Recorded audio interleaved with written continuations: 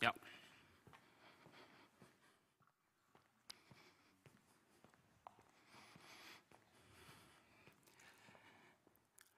Ja. God dag og velkommen til denne elbiladegen som Orska omkvarstånd 24. Og vi låter lukka nærmere minutter til genga til det alltid også kommer på plass, men nu vi klar. Og at sida dagen har vi finnet Helga Abrahamsen, landstyrsmann i Vinne omkvarsmålen, og vi legger bare i vei alt. Kjørs vel, Helge?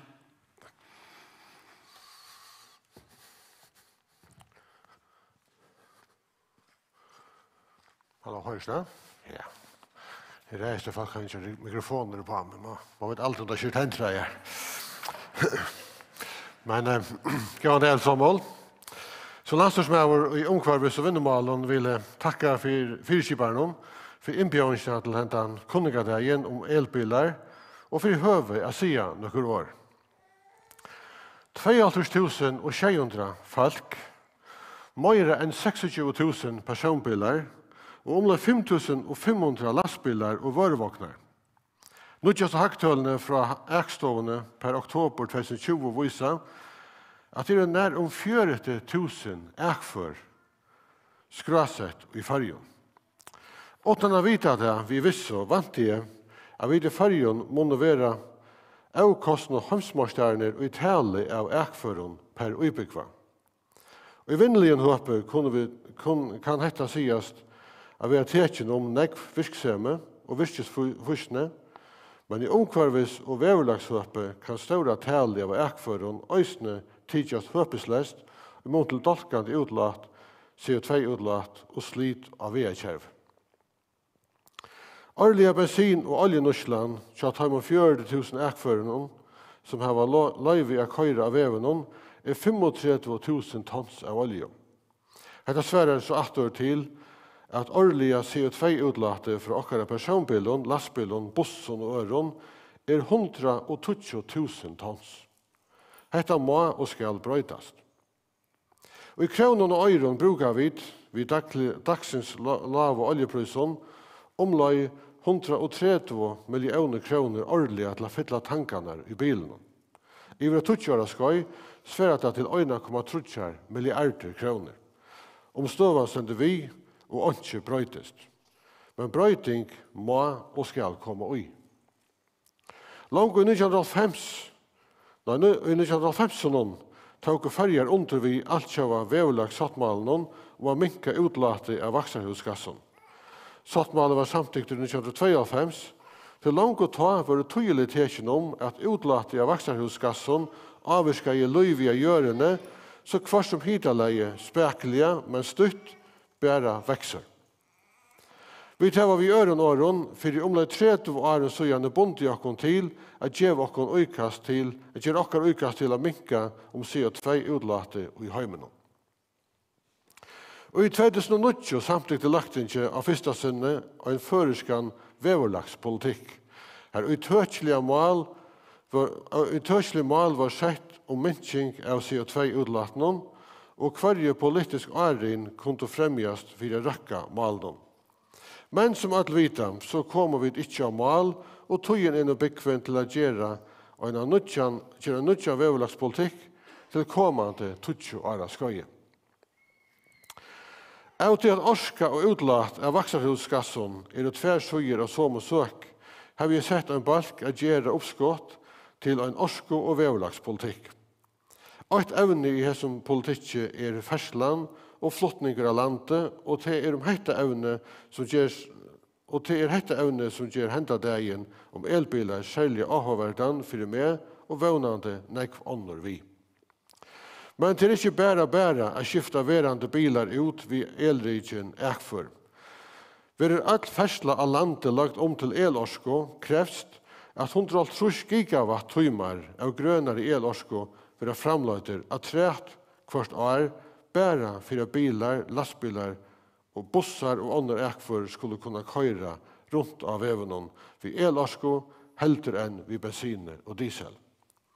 Meire tøtslige merker hetta at elorska fra omlag 300 vindmillon av stad ved Husheia og Porskjere neivar for å fylle batteriene av bilen. Somles det tydligt at øremeien områdende at øke elorsk og framløsene ur værende orskekjeldon, og hinemeien øysene områdende av vi har avtakere av grønne elorskene, og hetta gjør vi at elektrifisere virksomhet av landet. Aller best om økt framløsene og økt norskene fyller så vel som tilber. Samfunnslige vinningeren av minkingene eller minkande oljenøslene ikke bare minne innflutninger av olje og minne luftvalging, men også minne CO2-utlat. Da bilferselen lagt til elriken ekfør, så vil løtt vi ur værende orskekjeldon, årlige minkingen av CO2-utlatet høylig 120 000 tons. Forstreitene for en skjøton orskeskifte av fersleøkene her i Førjøen må sies å være rettelige gauar. Vi tar fram ur gauar møveløyker av framløye elorsko ur værende orskekjeldon som vattne, vinte og sjøarfadle. Og okkara veastrekje det for det meste gau og stort, og vi har flere bilsøler som bjøver okkon elbiler av imiskon slæge og stødd. Understående og takknen til at løa bilene kjøtt og intelligent øysne takt, og for å være utbyggt så kvart som elbilene gjøres flere og flere. Det har vært til kjøtt og avmerkelest at løva batteriene som har fytlet seg tanken, utan at dette for at tærne okkara mobilitet eller fritføre. Kjølene for rett og slett å melde og kjøtt og idé. Her er trett for framløyta elorskan nesten 20 årene å flytta seg fra at være grå og idé til å være myrskagrøn om 4-5 år, og til å være ljøsagrøn om 20 år. Så allvidt som standa for å skulle skifta bilen, vørevåknen eller lastbilen ut til nesten 20 årene, har vært å velge grønne løsningene heldre enn svarte løsningene. Selv visste ikke at de grønne løsningene ferdig etter.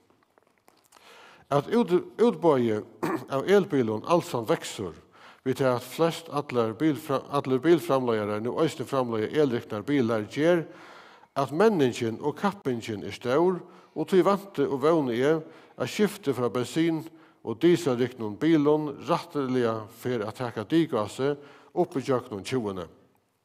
Det blir allsamt lettere og mer lokkende å velge grønt heldur enn svarta løsning.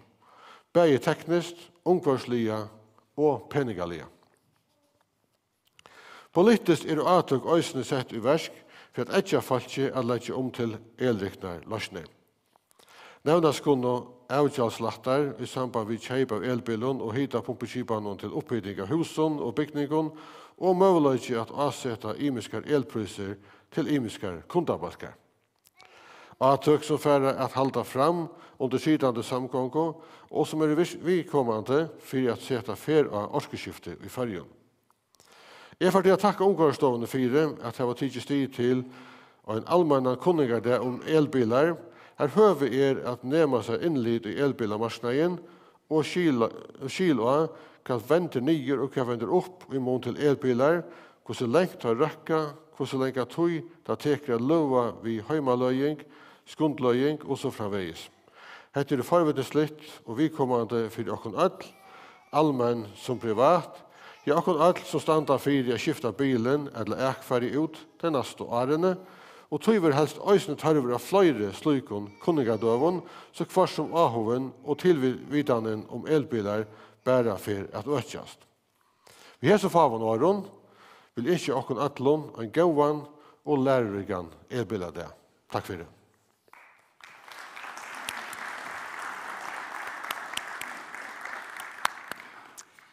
Ja. Takk for Helge Arvesen, og som vi jo sutja, så strajen vi kommer sutja flere spennende fyrlestrar, vi kommer at skifta år, vi kommer høyre hva vi brukar her og gjørsa rundt om. Men jeg hadde vi byrja, som det er jo sendt av Skråne, og i Norge, her som det kommet måneder langt enn vidt, og vi har skulle vi haft Mathias Fischer, som statssekretær i Miljø- og klimatdepartementet i Norge. Mathias. Hei, hei. Hei, hei, og velkommen til. Tusen takk. Det kjekt å kunne være der på den måten. Så, da var du. Ja, var det greit? Hei, velkommen. Kan vi høre deg? Kan dere høre meg? Ja, Ja, det er bra. Skal jeg sette i gang? ja, vær så god.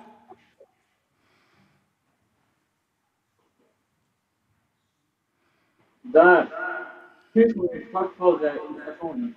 Det er utrolig godt å kunne fortelle dere om det norske elbileventyret. Det er jo mange som spør hvorfor er det akkurat i Norge at det er solgt flest elektriske biler. Norge er et land som er veldig stort, folk kjører store avstander, og det er veldig kaldt om vinteren. Ingenting skulle tilsi at det var i Norge det var så mange elbiler. Likevel så velger nesten halvparten av alle nordmenn når de skal kjøpe en ny bil i Norge i dag å kjøpe en elbil. Det norske elbileventyret startet på 90-tallet, da vi forsøkte å lage elbiler i Norge. Den bilen het Tink.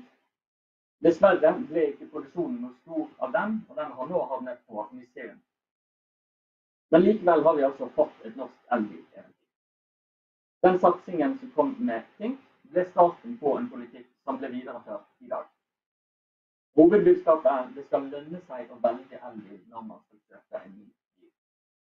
Det har internasjonale bilprodusenter tjent godt på, og norske bilkunder har nytt godt av det. Det viktige er at vi gir økonomiske insentiver i form av at man får fritak fra avgifter på kjøp av elektriske biler. Man får billigere bompenger, altså toll roads, ferry tax og parking for de som har elbiler. Alt dette har vært avgjørende for at så mange velger elbil i dag. Denne litt kompliserte grafen viser hvordan de holdt på de samme fordelene i 20 år før det virkelig skjøt fart med elbilsatsingen. Da kom, og rundt 2010, kom virkelig de mange store nye elbilene som har lengre kapasitet og ivaretok de andre behovene som bilistene har. Likevel endret det ingen av incitamentene. Det forble slik at det var ingen avgifter når man kjøpte nye elbiler, slik at de ble etter hvert konkurransedyktige med bensinbiler. Og så ser vi det at vi ser jo også konsekvenser av dette, ser vi nå på drivstoffstatistikken, slik at salget av diesel og bensin i Norge har gått ned 3 år over. De aller fleste bilene finner vi i de store byene i Sør-Norge. Det vil ta tid før at de mer distriktsstedene lenger ute vil kunne ha like mange elbiler. Men vi ser at teknologien gjør at det blir mulig. Her ser man hvordan elbiler har skutt fart, og utgjør nå omtrent halvparten av bilsalget. Så hvorfor satse på elbil? For det første, det skaper renere luft i byene. Det gjør at folk kan puste bedre, det skaper bedre helse for innbyggerne. Vi ser at utslipp i byene av forurensning er et stort helseproblem. Det skaper mindre støy og skaper bedre byer for folk å bo i. Og når vi satser på at flere skal kunne sykle, gå, kjøre elbil og reise med buss, blir det bedre luft og mindre støy, bedre helse, og ikke minst så blir det lavere klimagassutslipp. Det er ofte sånn at det som er bra for helsen, også er bra for kloden. Men hvorfor er det ikke flere elbiler i verden, til tross for alle disse positive sidene? Det er jo fordi at det er dyrt å kjøpe en elbil sammenlignet med en del bensin- og dieselbiler. I Norge har vi valgt at staten skal ta en stor del av den regningen. Vi velger å bruke penger eller rettere sagt la være å tjene inn penger på avgifter for at det skal lønne seg å velge elbil. Det gjør vi ikke bare fordi at det er gøy for folk å kjøpe elbil. Vi gjør det fordi at vi skal kutte utslippene i Norge med minst 50% og opp mot 55% innen 2030. Da må klimagassutslippene fra transportsektoren gå ned. For elbilpolitikken er noe av det viktigste vi gjør. Vårt mål er at folk i 2030 skal kunne reise enkelt uten utslipp, og at utslippene fra transport skal være halvert. Så er vi heldige i Norge som har råd til å gjøre det, men det er også en prioritering vi har tatt. Vi kunne ha brukt de pengene for å for eksempel bygge en halv motorvei i året. Så man må alltid ta politiske prioriteringer, og vi har valgt å prioritere dette. Det mener jeg er fornuftig. Og hvordan ser vi at teknologien utvikler seg? For de tyngre bilene, for de større bilene, så går utviklingen nå veldig raskt. Vi ser at utfordringen med rekkevidde, folk sin frykt for at bilen ikke når frem i tide, til å gå tom for batteri, det er omtrent ikke en grunn til å la være noe lenger. Og vi ser at elektriske varebiler for næringslivet blir stadig mer utbredt, slik at en elektriker kan kjøre i en elektrisk bil. Nå kan de nyeste elbilene gjennomføre 400-500 km på én lading. Da kan man komme seg langt i det lange, store landet Norge. Og de tåler også det tøffe nordiske klimaet med kulde og glatte veier. Men vi trenger at teknologien utvikler seg videre, særlig innenfor batteriteknologi. Batteriene må bli mer energieffektive, gjenvinnbare, veie mindre, og produksjonen må bli mer bærekraftig. En annen utfordring er jo infrastruktur. Det må være gode lademuligheter for at folk skal velge elbil. Fordi det er så mange elbiler i Norge, så etablerer private aktører ladestasjoner for å tjene penger over hele landet. De stedene hvor markedet ikke er stort nok, så bruker vi statlige penger for å investere i hurtigladestasjoner, slik at det skal være mulig for folk å lade bilen. Og så ser vi at hjemmelading, altså at folk har ladestasjon hjemme, det blir det stadig mer av. For de aller fleste så er det slik man lader elbilen. Man parkerer den i garasjen, lader bilen, og trenger ikke forholde seg til de større ladestasjonene der ute. Det er jo også en fordel at man ikke trenger å tenke på å stoppe på en bensinstasjon, for man lader bilen hver gang om natten. Elbileventyret er ikke ferdig i Norge. Det går i riktig retning, men det er bare litt over 10% av alle bilene som er elbiler i dag. Det vil ta lang tid før hele bilparken er elektrisk, fordi biler har lang levetid. Og da vil det også ta tid før vi ser de fulle klimaeffektene av elbilene. Men vi anslår at elbiler har redusert norske utslipp med nesten 2 millioner tonn CO2. Og når det da blir flere elbiler og en større andel elbiler, så vil utslippene gå ned med over 0,5 million tonn årlig. Dette tallet øker. Vårt mål er at alle nye personbiler som blir solgt i 2025 skal være uten utslipp. Derfor vil vi fortsette å gi økonomiske insentiver, sånn at det blir lønnsomt for folk å velge elbil. Så er det viktig at dette er en global elbilrevolusjon. Norge alene kan ikke drive teknologiutvikling. Jo flere over hele verden som kjøper elbiler, jo bedre vil teknologien bli, jo billigere vil det kunne bli, og det blir enklere for folk å velge elektrisk.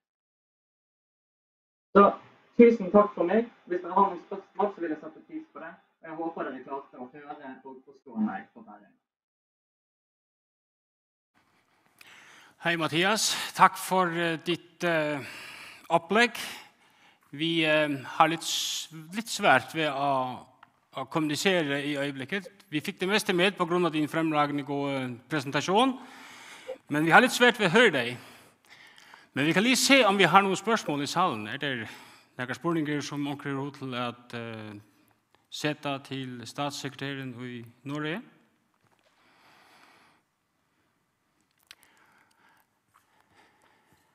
Hej. Mattias, vad nu nevnte du en del incentiver som vi har valgt å sette i gang i Norge. Hvis du skal velge et ut av gruppen, vad det viktigste incentivet for å flytte elbilen? Det jo, man kan skille mellom fordelene når man kjøper en elektrisk bil, og når man bruker en elektrisk bil. Det vi ser at i byene hvor det bomstasjoner, toll, så det mye høyere elbilandeler fordi at brukerne slipper å betale bompenger. Tilsvarende der det fergesamband, ferries, og man ikke har måttet betale høy pris for å reise med fergen, så det flere som velger elbil i de områdene. Så det helt klart en fordel med bruksfordelene, fordi at det noe folk tar stilling til i hverdagen.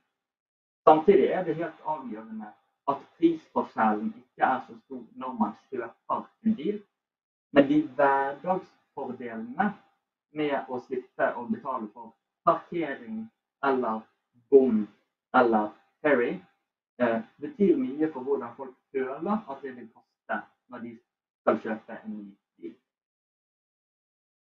Det helt klart pisk og gulrot i arbeidet med. Absolutt. Takk skal du ha, Mattias. Og hei, hei. Ja, Mattias Fischer. Og med lokken sagt så hørte vi ikke han, ikke va? Men vi finnes ikke vi.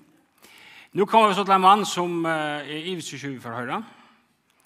Jeg kan lukke si at Arne Terje slipper frem at vi har mikrofoner i Bavensøyen. Vi vil se at gjerne ha spurninger i Rochelle. Jeg skriver jo også nye, men ikke ståle på at jeg finner, og det akkurat hva tid til å spørre. En arm opp, så karer vi det. Tegnelsen. Løyestøyer og prøysavsetting. Kjør så vel. Ja, det skal du.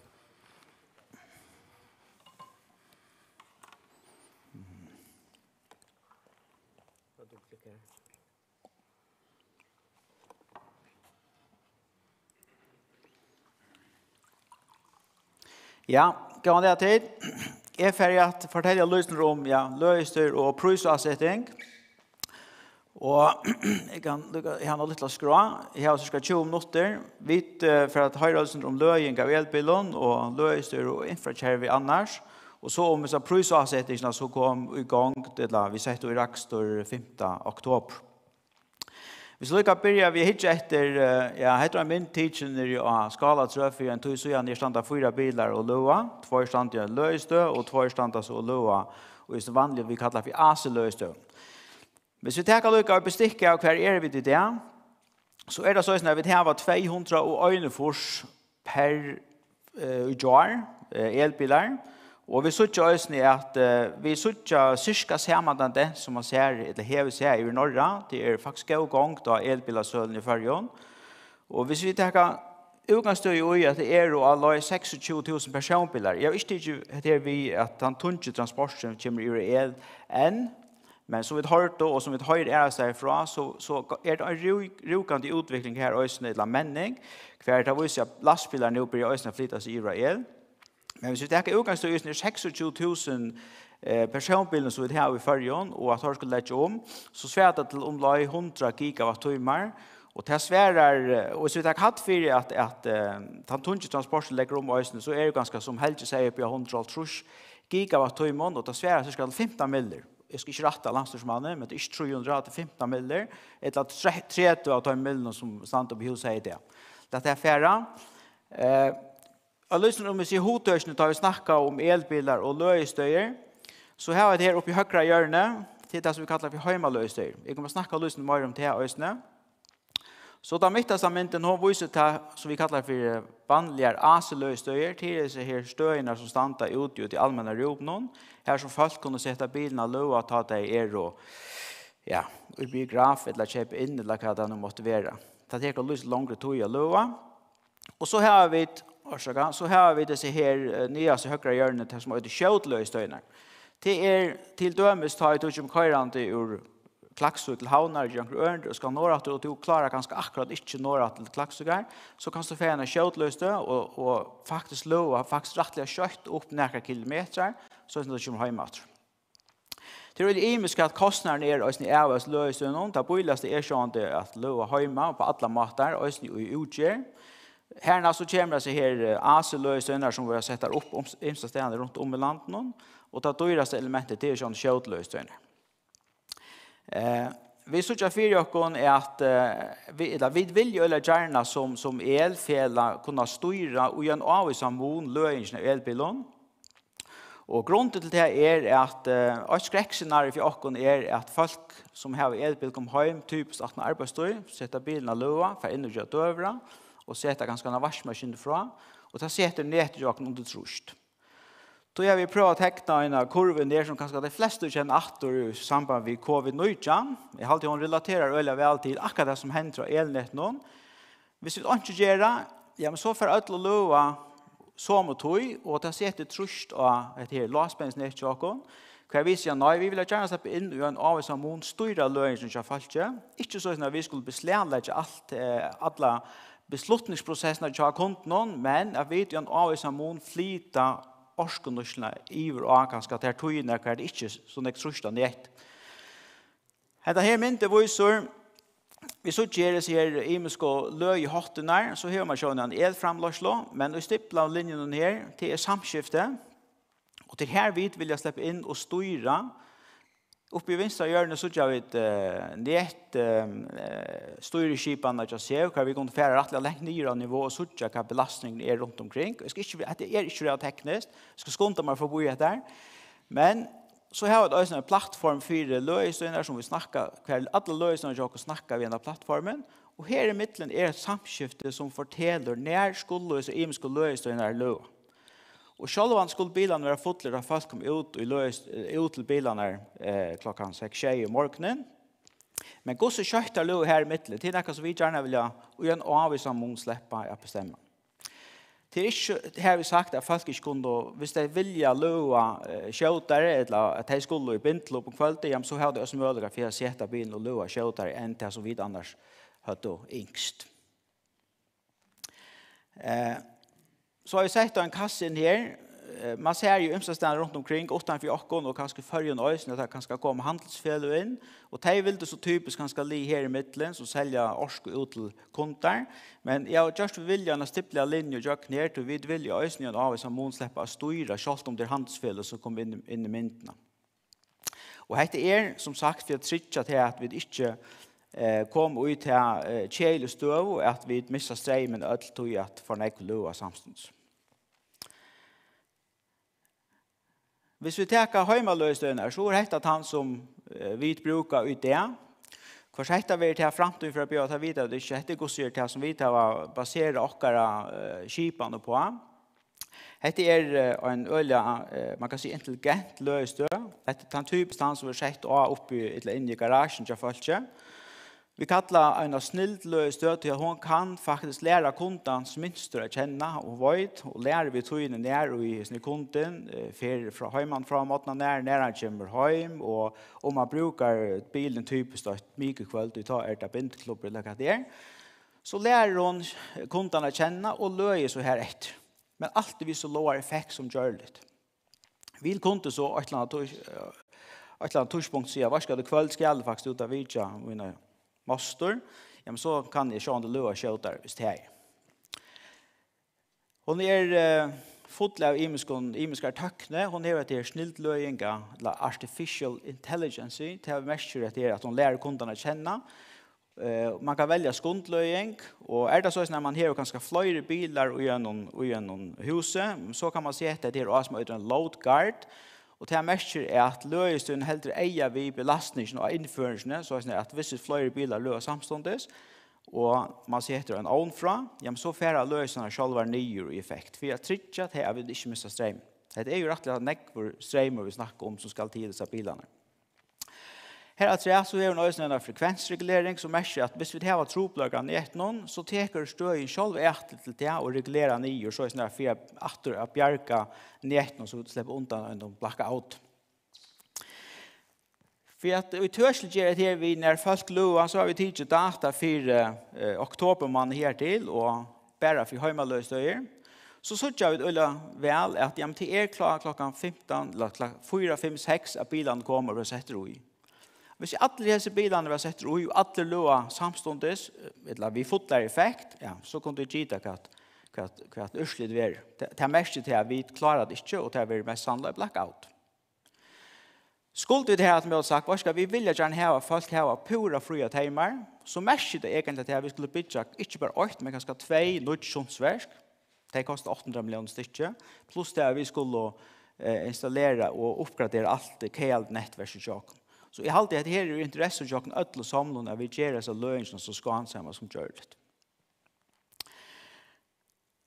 Tar vi löt i allmänna rum och så har det hänt möjligt kan heter en typisk AC-löjstö som ständer ute. Det ständer där vi bankar, där ständer av imisk parkeringsplatsen. Och det som vi kommer att sucha, inte nödvändigtvis akkurat dessa typerna, men detta släger att det är ganska 2 styck, 2 bilar kan löa samståndes och så kan löa här upp till det 2 kilowatt, inte bra säkert i halvt där. Vill jag så löa skjutaren till, så här var det som enda möjligheten. Vi har ett sev här ute, och så är nutt och är så standard uppe runt omkring i landet. Hette det vi kallar för en skjutlöste, en DC-löjning. Och här kan stå faktiskt i för att rättliga nekva orsko på eller stuttat i. Och hette han vi brukar ta, vi skulle bara, man kallar det schattlöa. Vi vill bara lyckas släppa hem och bilen vi har tomor. Så ständer man när man får en dotter så kan man köra och göra. Hvis vi skulle løa i det allmänna rummen, så är det sånn en kostnad och avsätter. Och helt kjøtt för jokta så är det man får in det som heter elbil. Och så ger man en brukare här och sätter några data in här och då är nødt att sätta pengar på konto. Och då ser annars AS i appen här att det kan vara en app men AS hemma så inne kvar i löstur är och om det är några tök eller om det är galvigt där och så vidare. Ta i vidare liv här så ständer folk ut från CV och det ganska utan vi att komma eller kunna visa det hur så heter det här samman. Det är faktiskt rätt att nämna det vi gör. Det här är tid eller utgångspunkt här ett helta men vi tar sånt i ösnä det är inte man app men som man kan säga en webbapplikation till färdtelefoner. Och i halt jag kan säga att de allra flesta transaktioner så gör vi och snär webbapplikation till färdtelefon. Vi har också attlander vågar än det som är det. Det som ligger i korsen i ödelfören framåt det är vi för att sätta ganska trutja skjutlöser upp att rätt i händelsevis skalabotten eller skala 4 och i Karlsbergdale och här i havn. Och ta snackar vi inte håll 30 kilowatt ta för att upp 140 kilowatt. Nu blir det flit och ni vill testa man annars för att jag säger man för bensinbil att det är så kött att löa bilarna ta vi kommer på 140 och det finns ända större Tesla kör upp att köra inte ja och det är rättligt avvärt att du kan löa bilen vid såna fer som vi för sucha vånande kommande år. Det är tunkar och lör och ska jag inte gå tjänst där nämnt jag ser var vi sätta och trusta och den gröna knappen men hade gått i Atlantic plus där vi för att sätta allmänna löser upp här som behov är för tog. Det kommer priser då 5 oktober och vi såg här att det kostar alltså 1,55 alltså till elpriser för kvann kilowattimmar som kommer i en elbil akkurat som tar du brukar elektricitet hemma men för att trycka och till att bilar inte stannar för lunch så har vi sagt en minuttkalt av ösnä och här så gör det att det är 20 öre per minut och i timmen mellan 8 och 22 och att de allmän och AC-löjstövnen och vi tar 2 öre om natten. Det att det är en differentierad priser är mest till att de som så inte kunde ha en löjstö hemma, de kunde så bruka detta som ett alternativ. Och 2 öre, hvis du löjer en 8 svärdla stämmer 6,6 kronor. Och faktiskt att du pjör löa, typiskt inte löa kvarja natt. Hvis vi säger att det är en bil för en körer alla 15 kilometer så är det 41 kilometer om dagen här alla. Så det är att du ska ganska bra löa 3, 4, 15 gånger. Så är det en pris av skjutlöst och här tar man så 1 krona per minut och det är sånt tänkt att oilokostnader för så skjutslösarna är rättligt hög. Så hatt hvis du løyer ut i allmänna rum. Hiven, hvis du løyer hemma, så kan du løye for 1,45 4 kilowattimmar, og så har jeg ikke en tøyer avsetning av. Men treiten er at du skal ha en særstekke maler til det, og en eltalvo. Og at heimaløstøyen, hun skal kunne kommunikere, hun skal kunne samskifte opp med det store skipene til SEV. Til å si at vi skulle kunne bestemme og gjøre en avvisamon når vi bilene løyer vi fotler for. Så hadde det som ligger i korsen til åkken, og jeg hadde brukt cirka 20 minutter som jeg heier. Og hvis det er noen spurninger, så tar jeg ikke til fein i møtetøymen.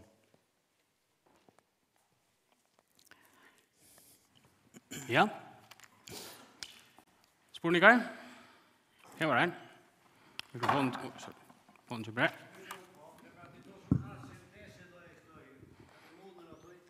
Ja, AC og DC-løsdøy. En AC-løsdøy tar fer strømmen i bilen, altså vi vekker strømmen, til at du har en sinuskurve og fer i bilen. Da skal det ha inverter på med vi. Hiven er det DC, så er det faktisk som batterier. Ta fer DC-strømmen, altså jernstrømmen, bøgnløs fra inverteren og inn i batterien. Og da kan du løse skjøter ved DC, månande skjøter. Og til å merke at skjøtløsdøyene er alle baseret på DC, altså jernstrøm.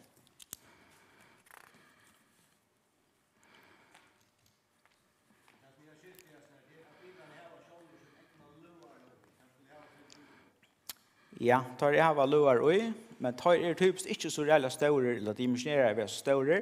Flest av bilen som kører det, tar lua AC, hvis jeg sier, 6 kilowatt her aloi, men vi så ikke også at nødgjør bilene kunne lua skjøter, 11 opp til 22 kilowatt AC.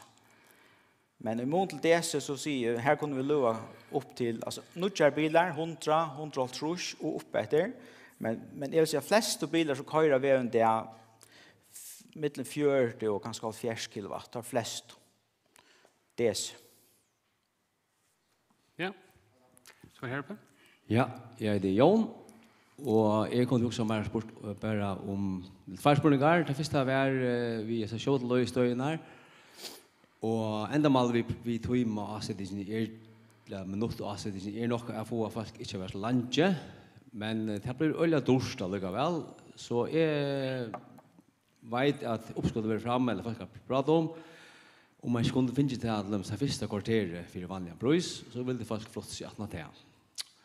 Det neste er at folk som bygger i boen, her man ikke kan lova, og her nevnte de at her kan man bruke AC-støyner, og det ikke at man ordentlig setter, rønn arbeid vi løsner til sånn støy. Jeg vet det er ringt at folk går opp, men jeg vanlig at man gjør det mulig at det var flere støyer setter ut av parkeringsplass som tøk av time og øsene. Takk. Ja, jeg kan si at det blir det 17 spørsmål nå, så har vi faktisk en fin dialog med Tørsand kommune om innskjer om løystøyer. Og det hittar vi så ettersjående. Hvis vi tenker skjøtløsøyner og at det koster alle veien, så det også en helving. Vi har også en myndløyga som skal godkjenne priser, og her vil si at det er veldig at fram om det. Og det var det som man enda vil nå, kan bare parter være samtidig om og i mata. Men jeg kan si at det er at hele prisen som avsetter nå avsetter i 8 år. Man kan si at ugen jeg får ikke røynderskipen, så han skal gå seg ettermetas om 8 år. Og så må vi sørge hvert og ta enda vi tar. At det er så prøysen til å gjøre. Ja, at det her alltid er klar her. En mikrofon kommer igjen.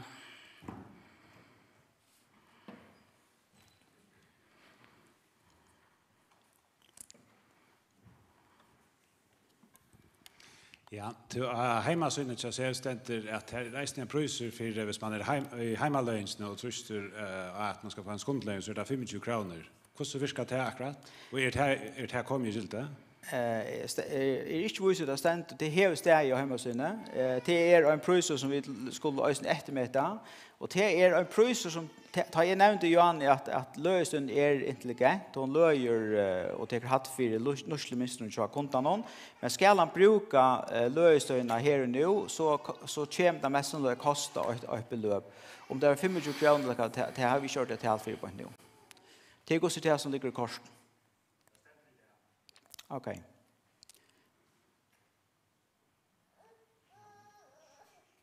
Ja, det må så det skal ettermøtes han prøyser. Vi har haft et oppskrift fram som 25 kroner. Jeg kan si at det mer vitande vil ikke effektuere enn du sier tannkostnader. Mer vitande. Ja, nok der. Några andra frågor? Her?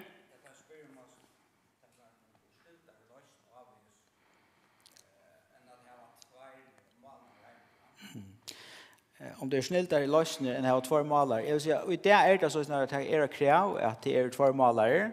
Kvart framtid som be att ha vita detta gånger vi otroligt några fel har möjlighet man häver så är det ytterligare att omynda mer kvart som händer framtiden men till vi så är det två målare.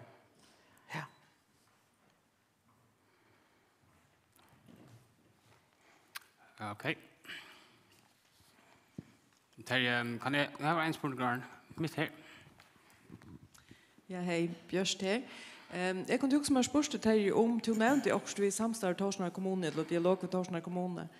Men her var det viktigst til at om kommuner hadde jo AH og øyne vidt til å fortsatt flere løyengastøyer.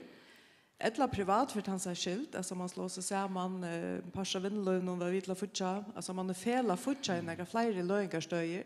Det noe ser vi AH og øyne at det kommer nek flere.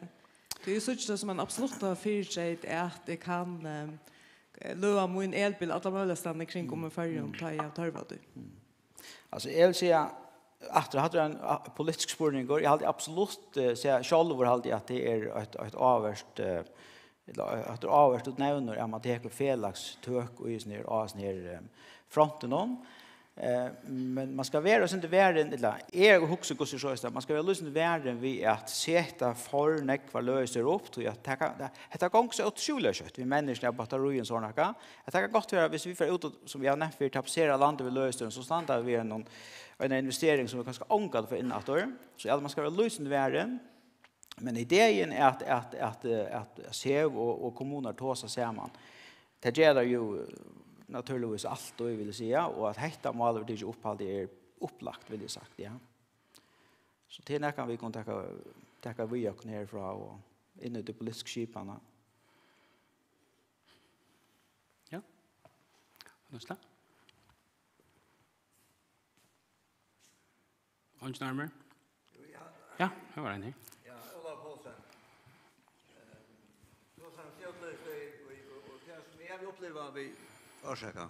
Ola Paulsen här. Det som jag upplever är att det manglar skjutlöstöjer. Vi havnen en, du kan lo en bil ur sen. Vad som jag måste väl valt in att men så råknar vi har skjuter att du kan leva med en bil ur sen i havnen. Och nu har det indikerat att det kommer fler skjutlöstöjer vi havn kommande år. Och vad ska snäckvar du tar runt och kan avslöja det. Vet jag ordentligt kvar Björnsen nu ska det inte göra klockan på det men Nadri hon en transformerstöd hjälper till henne på Ulövna. Ja, det gör det så vant. Alltså vi vill ju en skjutlöstöd så kan det säga att jo till på rätt att jag säger 5 oktober så var det öl ofta det kan stå man och det var kö, det var gratis att lova. Ja. Men jag vill säga vi har statistik i det 5 oktober hur det var öliga neckminne av aktiviteter runt om för allmän lösningar. Och men det är en spårning som hönan och ett alla tröna. Jag var ju alltid hemma säga att helst skulle lösa vara framme för bilarna och det kanske en av sanna det tror. I halva så vi då över lösningen var vi inte för ut och investera för neck och i infrastrukturen men han ska sjå om det följa vi. Och så hur snäcka komma? Jag har ju på på att kan nu. Vi ser att jag för en ligger korsten någon att över en alltså är ner jag vet inte man kallar det lynlöst att sätta upp kommande år. Om det kommer fler till att du kör det sig. Okej. Gunnar. För kostar så shortlist så för så cirka alltså tas för de näkva pengar. Ja, vi tar som nog snacka pengar. Jag glömde kanske säga det Johannes tar vi snacka vi sluka täcka att här vi hemmalöstöna att här kostar immer väck 6 kronor per stycka och anköp hela det så ända. Hvis vi tar shortlistena ja så kostar det näkva pengar och hvis jag säger örmen en miljon och så är det inte alloj.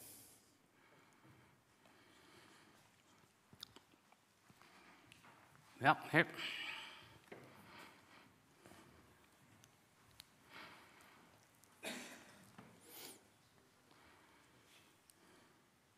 Nämnde du prisen av löstöjen här 6 kronor, alltså det är hemmalöjen. Hemmalöstöjen, ja. Och alla det forskare vet att det här inte kostar något. Alltså det som ligger i korsen akkurat nu är att de som har en löstöj de betalar inte för där. Det som har så ut 18 januari, det är en stöd som ska täckas du ser och det har vi nog meldt ut då vi det har till en stöd ja.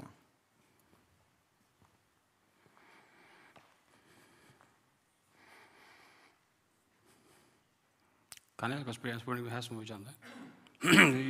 Kanske du inte vet det. Alltså 6 kronor, är det allt det kostar för att få en hemmalöst då? Det kostar hemmalöstöjen. Hvis du ska ha en malare till så kostar det sånt handinstallationen som kommer att träta. Men som sagt, här till hur ser vi att det är rönta verkskattlande och ser hur vi tar kan man till att de stöjna. Själva stöjna, ja. Men uppsättningen han har lärt det inte. Varsågod. Uppsättningen han har lärt det inte. Nej, det är en installatör ger det och det kostar allt. Ja, jag tror inte att sätta pris av men vi har hårt töl med 5 och 20 kronor. Men det är öl individuellt. Är det när man diskuterar att få att här får väck det vill ju ja, det var spårning vi fick på en Johan om det kan nyttiga av ja och jag vill säga att det gånger så kört halt jag tror inte att säga när det kan nyttiga men här öl så brötningar alla ställen och i höknen runt om bakom men jag vill säga inte vad är så är det så att du ska ha en malare nummer 2 eller en grön malare för att få den billiga pris. Ja, men onkel kan ju lära att han malaren. Ja. Onkel kan ju lära att han malaren alltså. Det får ju inte upp till kontan upp till han eller vad? Det då jag skulle säga också då om alltså att andra kommer in. Nej, det som jag också säger är att det vill ju gärna ha folk att låta hemma. Det är helt tydligt. Och det är tydligt som på styra då. Men så har det den förring som heter 5 000 kronor bara för att sätta bilen till hemma och så. När kreativt uppskott för är vi till förrän. Det är bara spårningen en grupp. Ja, jag har inte snackat i bakgrunden kan ju allt för nej. Nej. Tack för. Jag vet inte några andra. Jag har rätt här så.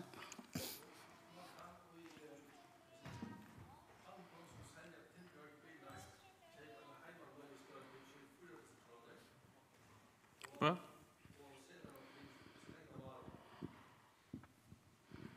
Bjarne, hvis man kan kjøpe og tilbehørs handlån en heimaløystød for 4 000 kroner, og så kan du binde den til din egna malere. Og her vi spærer, det står i utlånene som de snakker om. Prisvinningen vi bruker tykkere løs at det koster 1 kilometer du kører, det koster 22 øre i strømme. Hvis du bruker din egen innlegging hjemme, så koster det 29 øre. Det er 6 øre av måned. Til 6 øre skulle så få mer kostnader for å få en egen malere hjemme og en dyrere løyestøy. Men tid har jo en vinning viser dyrere løyestøy enn at du kan styre nær ved løa. Hvis vi selv gjør innleggingene hjemme, så løa vi tar vi sitte det til. Her var det ikke en visse åhå i at vi er bøyligere enn en alternativ løst. Det blir rätt att säga att du kan köpa en lös och sedan till hemma men så fast du inte är billiga prisen från sig som du själv nämner. Och ju till en AH men haft det här som vidare för halvdag till akkurat nu. Att det som blir besluttat och det som vidare arbetat från.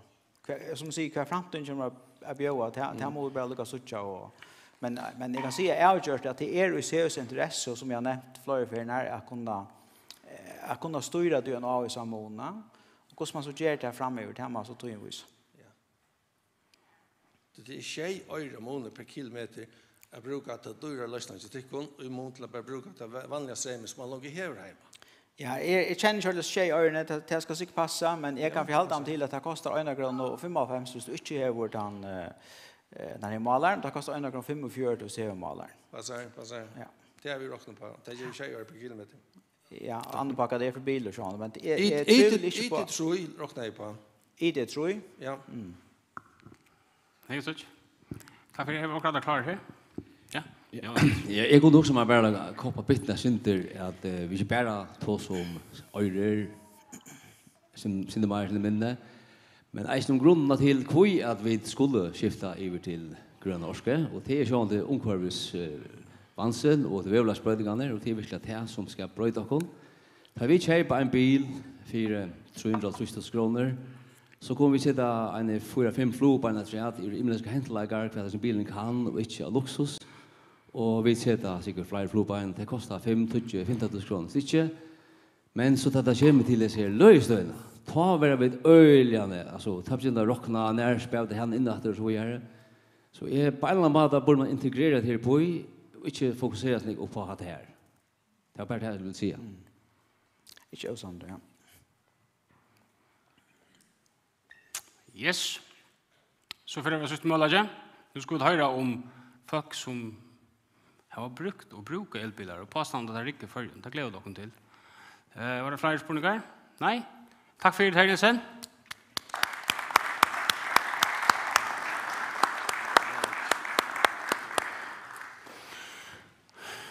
Så er det Gunnar Restorff og Merda Klein Johansen som forteller om egna rønter og tid skifta noe som on the fly. Med det kører Gunnar.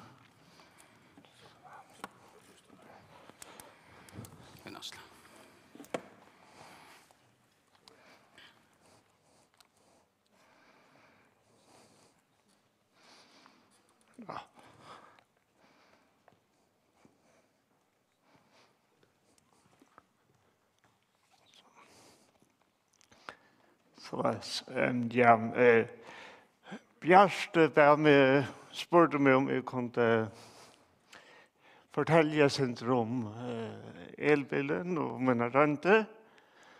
Og jeg kunne snakke lunch om alt mulig vei hett og hatta med halde grunden til han spurte meg, til at jeg har lagt nok sånne data ut, til at jeg har fyllt vi og i gå så passa tølene som produsentene selv kommer vi. Bjartene sier at nå har han råknet opp av ID3, men jeg synes ikke tølene som produsentene kommer vi om hva bilene brukar, det er ikke alltid etterfærende, og så lengt ifra. Så jeg rønt og fyllt vi, hva er egentlig av sannleggen i førje? Og så ser han det for å fortelle lytesyndrom, eisen, hva da man med bilen og køyre. Men ja, det ser man vel etter ganske lytesyndrom tekniskt sånt av det. Men vanade få det donker tøl, og det er så veldig tøl, og ikke bare en testlaboratorie i München. Så for en 20 år siden, det tar helt vi badnaføringer der for sånn. Det tar føringer der var livet kom Jakob Sørensen. Vi arbeider til Norra, et sånt sin og en elbil. Mitsubishi IMF halvtid av det. Jeg var pura selv til beg, vi var ikke køyre enleg, og køyre økonomi, og har alltid vært sin forvidende på nødja tøkne. Men bilen var nok så dyrer i mån til hva han makta og i mån til støttene. For det var helt deilig. Her sørger de bilen, støttene, kraftene og batteriet. Ja, og prisen 325.000. Som det sørger spesifikasjonen var ikke realistisk å kjøpe en slik. Men det gikk flere år og spurte Kjøyvan Johansen og Vågbilen, men det syntes ikke særlig hård å selge elbiler. 2016 selte jeg noe utbo og fikk frigivet sin av peninge. Samstånd sier en gamle Citroën som sang på sørste vers. Eller kanskje nærre som i Vaislund, at det sørste verset livet, så det noe som börjar synge tverre siste linjen er ena fedtræt. Så han måtte skiftas ut. Så tog jeg avgjør det at jeg skulle kjøpe meg en bil, og jeg har råd til å kjøpe en nødtjøn, så det har jeg ho til. Men det skulle være vanlige biler, altså ikke en superflotter dyre biler. Så jeg får sondere til Rentje og spørte flere for om elbiler etter fra Våg. Men prisene om i høyeffekter var alt og høye. Og flest alle elbiler som jeg fant var anten og vanlige og dyre. Men så brottelig om så med tog kom två som vi kjenner. Ta hette de kjøpt av, jeg visste en folkevogn i golf. Jon sitter selv her. Og så en Mercedes klasse B elektrisk bil. Folkevognen var kjøpt i Førjun alltid, og Mercedes i Tyskland. Og Bayer lå innenfor mine smørste grenser av kanskje 300 000. Og det passet litt støtt og kvalitet. Jeg fikk å kjøpe en e-golf, men akkurat har jeg stått og omhokset å kjøpe, lanserer jeg Nissan en nødvendig generasjon av Leaf 2018. Hes var nekk bedre utgjørt og nekka boligere enn standardgolferen. Så at han har en rentartur, boligere i en Nissan Leaf 2018 og fikk han i august samme år. Han kraftar så väl och större motorer här i inte månad. Han spålar bara. Jag må ha 4 hjulsträck eller större däck för att finna bättre acceleration. I bräcken från autoservice ner till hotell Färja klarar han från 0 till 100 på 8 sekunder cirka. Jag har inte prövat att det är slå, men teoretiskt så.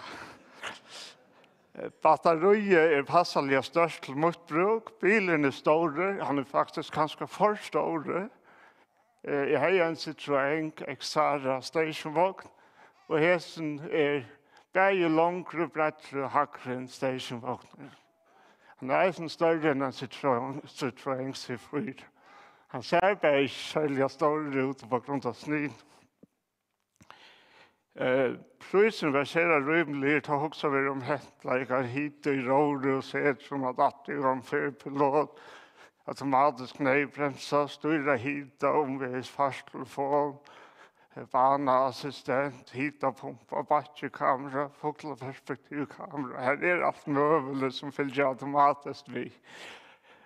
Og så var godtpatcher vi fra autoservice. Det var ikke penger for å reklamere, men så här jag angår utreislig til verste av første 3 årene. Så jeg har i Neivan finnet en likevel utgjørt av bensinbil for samme pris. Så jeg får 19 på ilje. 252 000 at han har finnet MVG etter. Så mina renter vi elbilden, så det partvis tog i stand til her. Europeiske standarden WLTP. Sambarstaden kører bilen 270 kilometer på en løying. Amerikanske standarder EPA sier 240, men hva det så verlig i førgen? Så låt dere lykke hitje tog. Så Sean, det er synd å si, jeg bygger i havn, jeg arbeider i havn, for det meste av bykøring i havn. Jeg ofte i Vavon, og i Estretten og Klaksvøk. Jeg kører ikke i Ræljan, jeg er mye 1000 kilometer om måneden. Så jeg har håkt nok som det greinlige etter nøslene siden jeg fikk bilen. Mye av nøslene som er 0,192, eller nesten 0,2 kilowattimer per kilometer. Dette sværer til at det kan køre 208 kilometer på fullt batteri. Og hatt det så ivert de 2 årene som jeg har haft bilen. Og kilowattimer til en orskoent, her som bensin- og dieselbiler vanlige måter forbruk i litron, så for elbiler bruker jeg kilowattimer i stedet. Og batteriet til kommer til så 40 kilowattimer.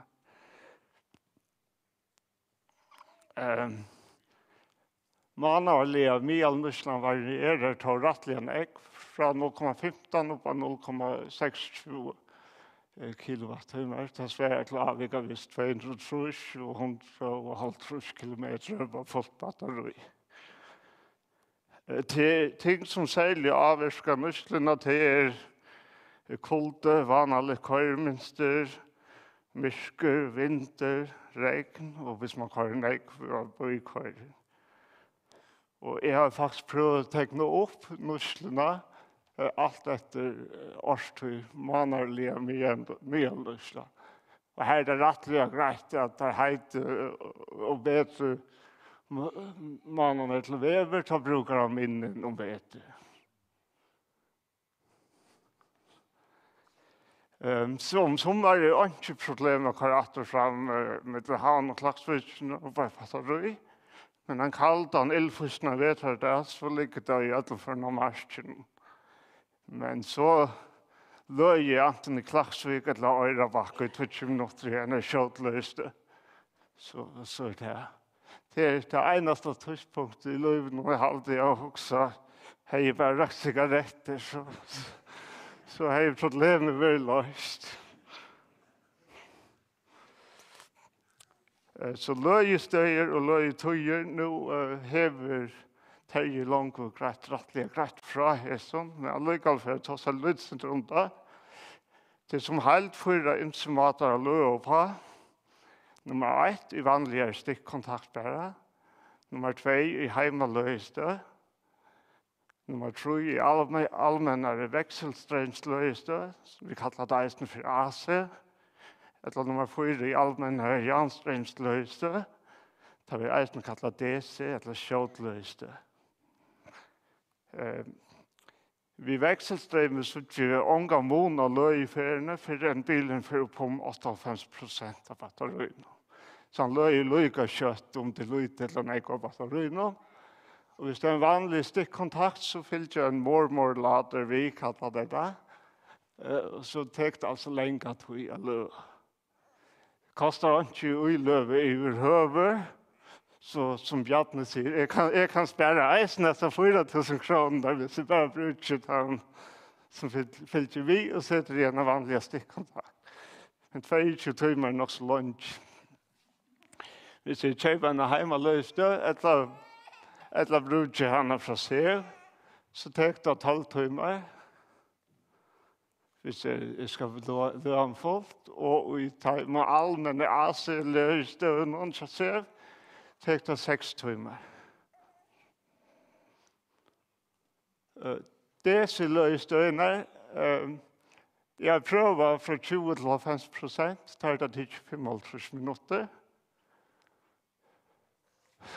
Og så har jeg prøvet fra 20 til 30%, tar det til 11 minutter. Så tar løyter av batterien, så har jeg finnet cirka 2% per minutt. Så det er ikke rettelig kjøtt.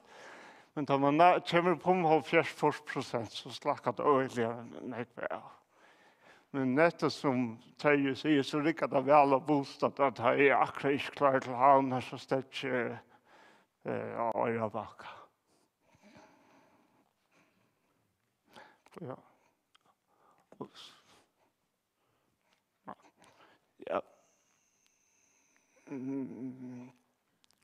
Løyen er det nok så vel uppbyggt. Jeg nevnte Terje Eiste, til kjøtløyste i Klaksvik, Runavik, Øyrabakka, Skalatry, Havn, i Vestbana, av Flåvetlund, av Sande, av Tvørere. Og jeg har faktisk brukt der alle.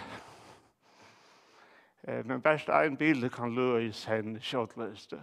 Det er eisen flere allmenne aseløyste, av Flåvetlund, Skalatry, av Bakka i Runavik, i Skåpen, Skalavik, Blomebrekke, Torsberg, Sjønlegarhusen i Havn.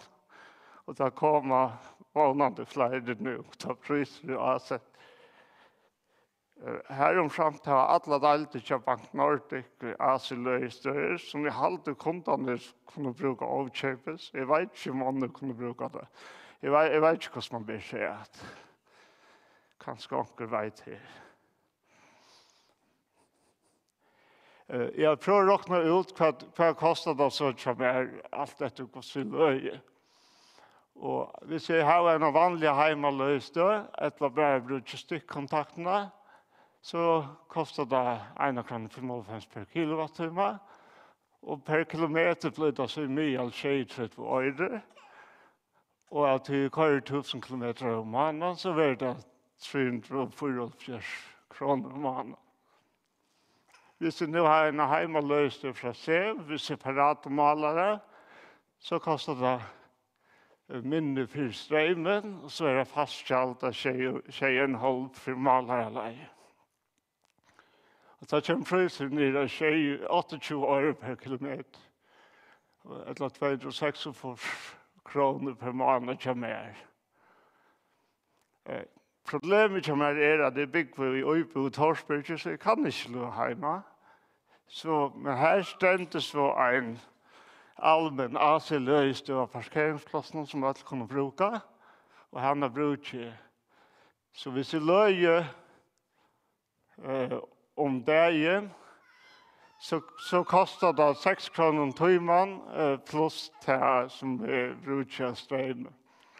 Så hvis vi löjer kvar för löje 40 kilowattimmar på 6 timmar det tunna så gör det 45 öre per kilometer eller 524 kronor per månad.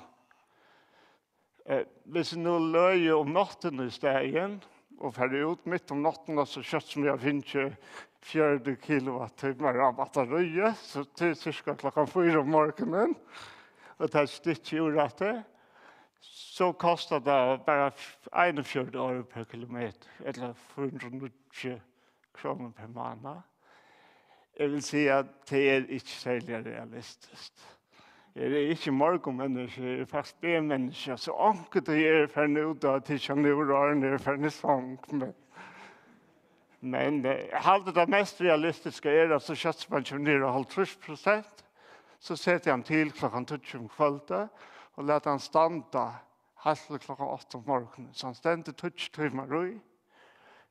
Men i far bara 20 kilowattimmar. Jag tror att minuttprisen är alltså bara 1 kronor 20 per timme, så är det inte våldsamt. Då får jag att det är precis 50 öre per kilometer, eller 500 kronor om månaden. Det är aldrig inte nejt, alltså. Jag har aldrig faktiskt sett det bil. Här. Hvis vi nu ska sammanlikna vid bensin, så må man alltså sammanlikna vid en liknande bil. Så hvis vi så jag har valt att sammanlikna vid en Nissan Pulsar bensinbil, till han är cirka samma klass och samma slag av bil. Han är rättliga ekonomisk och ständigt till att bruka 5 liter per 100 kilometer. Jag är så hårt från fallet som har röntat kostan och säger att det klarar man alltså inte för igen. 6 liter må man i ödlom för en räkna vid. Men hvis vi nu brukar det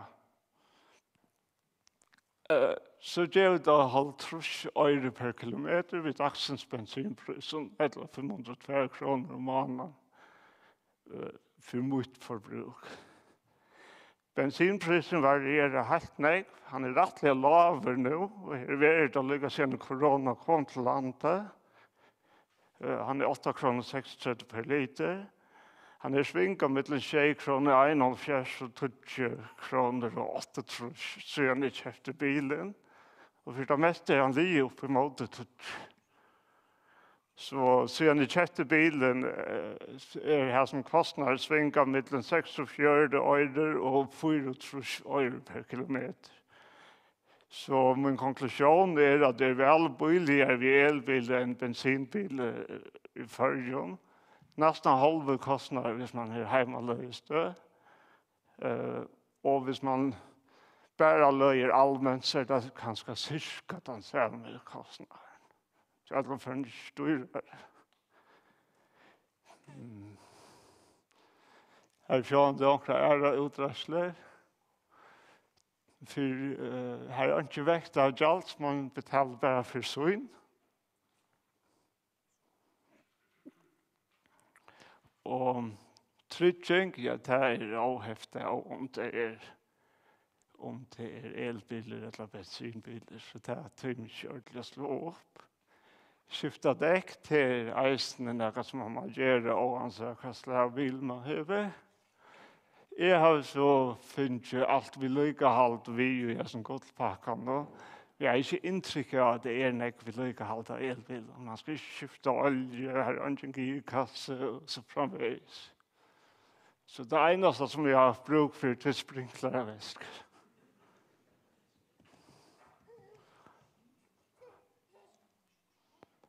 Og så kommer det som Terje nevnte, at hvis man vil ha heimaløyste, så er det en gang så ille til å få alt sett opp. Kanskje 20.000, hvis det ligger ytla 4, 3 kabler og ringt å få halven opp. Men det er rævelig imest hva folk har betalt. Og jeg synes det at de kunne gjøre selv. Så min nyeste over at det er særlig glad for bilen, og har altså ikke enkelt at jeg har kjøpt en elbil. Jeg leier faktisk i hestføren en Audi Q3 i Danmark. Den er flottere enn hessen, men det er langt å spære at det er min egen bil. Jeg har alltid sånn jeg behagelig å køre. Jeg irriterer i stedet til at jeg tror ikke spiter når han reagerer først. Først lengt at han er jeg norsk, vi spiter han neksar ting. Men det er ikke frelst, altså. Om vi bor via reie, og har direkte til havner, så har jeg ikke kjøpt hendene. Og mulig kjenner elbil i høver. Om vi var handelskare, så har jeg, og kort nek ved tungan anhengere, så har jeg helt visst ikke kjøpt meg elbil som nu er. Og om jeg ikke har haft råd kjøpt en nødjan bil, så har jeg heller ikke kjøpt en elbil, altså. Jeg har heller ikke noen frelsta mening om at andre skulle ha en elbil, men ikke timen, så her som det gjør mening, så halte det fantastisk. 4 måneder jeg aldri villig å køre, det passer vel til min. Man er vidt til å flyte og mørk, og køyreinnleggene dammer meg vel, og som sagt, det aller fleste har ikke krog. Man nøyest å planlegge sin til meg. Og jeg får nok ikke rådtripp i Danmark, det er nok så besværlig. Det er slik latt som man skal ha abonnement til at løpe opp til dem rett, og så er det for en. Har jeg kjøpt samme bil i dag? Møvelig, ja. Men nå er det flere ærer å velge med til dømes i Detroit, Renault Zoe, Tesla Model 3, Nissan Leaf, med 22 kWh. Og jeg tror at det ikke er mulig til heimaløste, så har jeg alvorlig omhugset til dømes Renault Zoe, til han løy vi 22 kW i AC-løystøvene. Her som min løy vi 6,8, så han løy mer enn 30%. Så det som jeg får fullt batteri på 6 timer, det er jeg klarer på 2 timer vi har.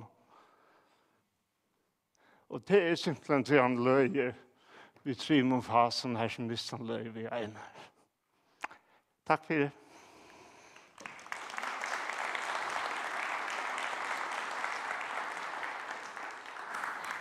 Spurningen er om medan vi gjør klart. Det er selv spurninger til Gunnar. Det er noen som trenger til å reise seg og få strekk seg beinene sin til 5 minutter med å gjøre neste frem når vi er klare. Lutsinter, 5 minutter. Ja, er det sted? Skal jeg hette og gjette det her? Var det noen spurninger til Gunnar så medan de som strekker seg beinene får gjøre sted?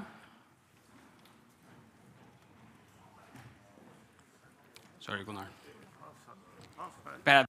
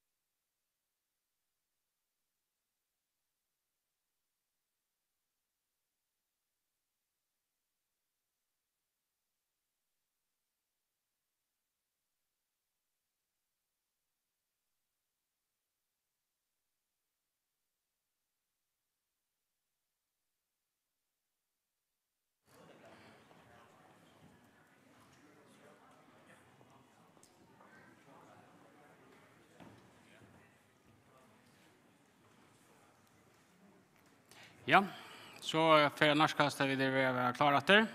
På att det så stingen horna ganska.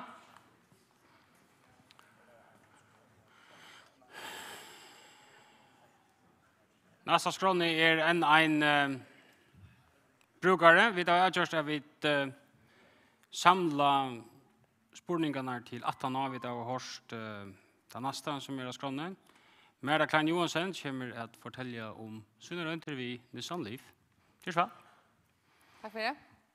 Ja, jag är Merda Klein Johansen. Och jag har en Nissan Leaf-bil. Akkurat lugga som Tanja Gunnar. Han säger att det är Leaf Ascenta, men det är en Connecta. Och här är faktiskt öde lite månader. Ta en bara bil nu. Min är så köpte i oktober i 18. Och tar vi köpte bilen. Då fick jag veta att han stod att vi köra 240 kilometer, men att han är förjung kör nog längre än 140-200 kilometer. Och det passar också väl, vill jag säga. Tas med månaden kommer jag och Gunnar är nog Gunnar han kör bojarköring och är pendla. Jag kör längt, bygg vid Syrgöta och jag arbetar i Arjon och så kör jag att till Syrgöta. Så är det 140 kilometer. Jag kör till arbets och jag kan det. Plus så onkel Örnder köper in och allt möjligt fjäs. Och att man lite någon arbetsdag så är cirka 40% efter att batterien kommer om sommaren och tar ligger om 20% om veckan. Och det är så en Nissan Leaf i 40 kilowatt som jag har. Och jag har alltid själv i kör nog spänt. Men jag har inte kör lugga pent som jag alltid gör. Men det är så.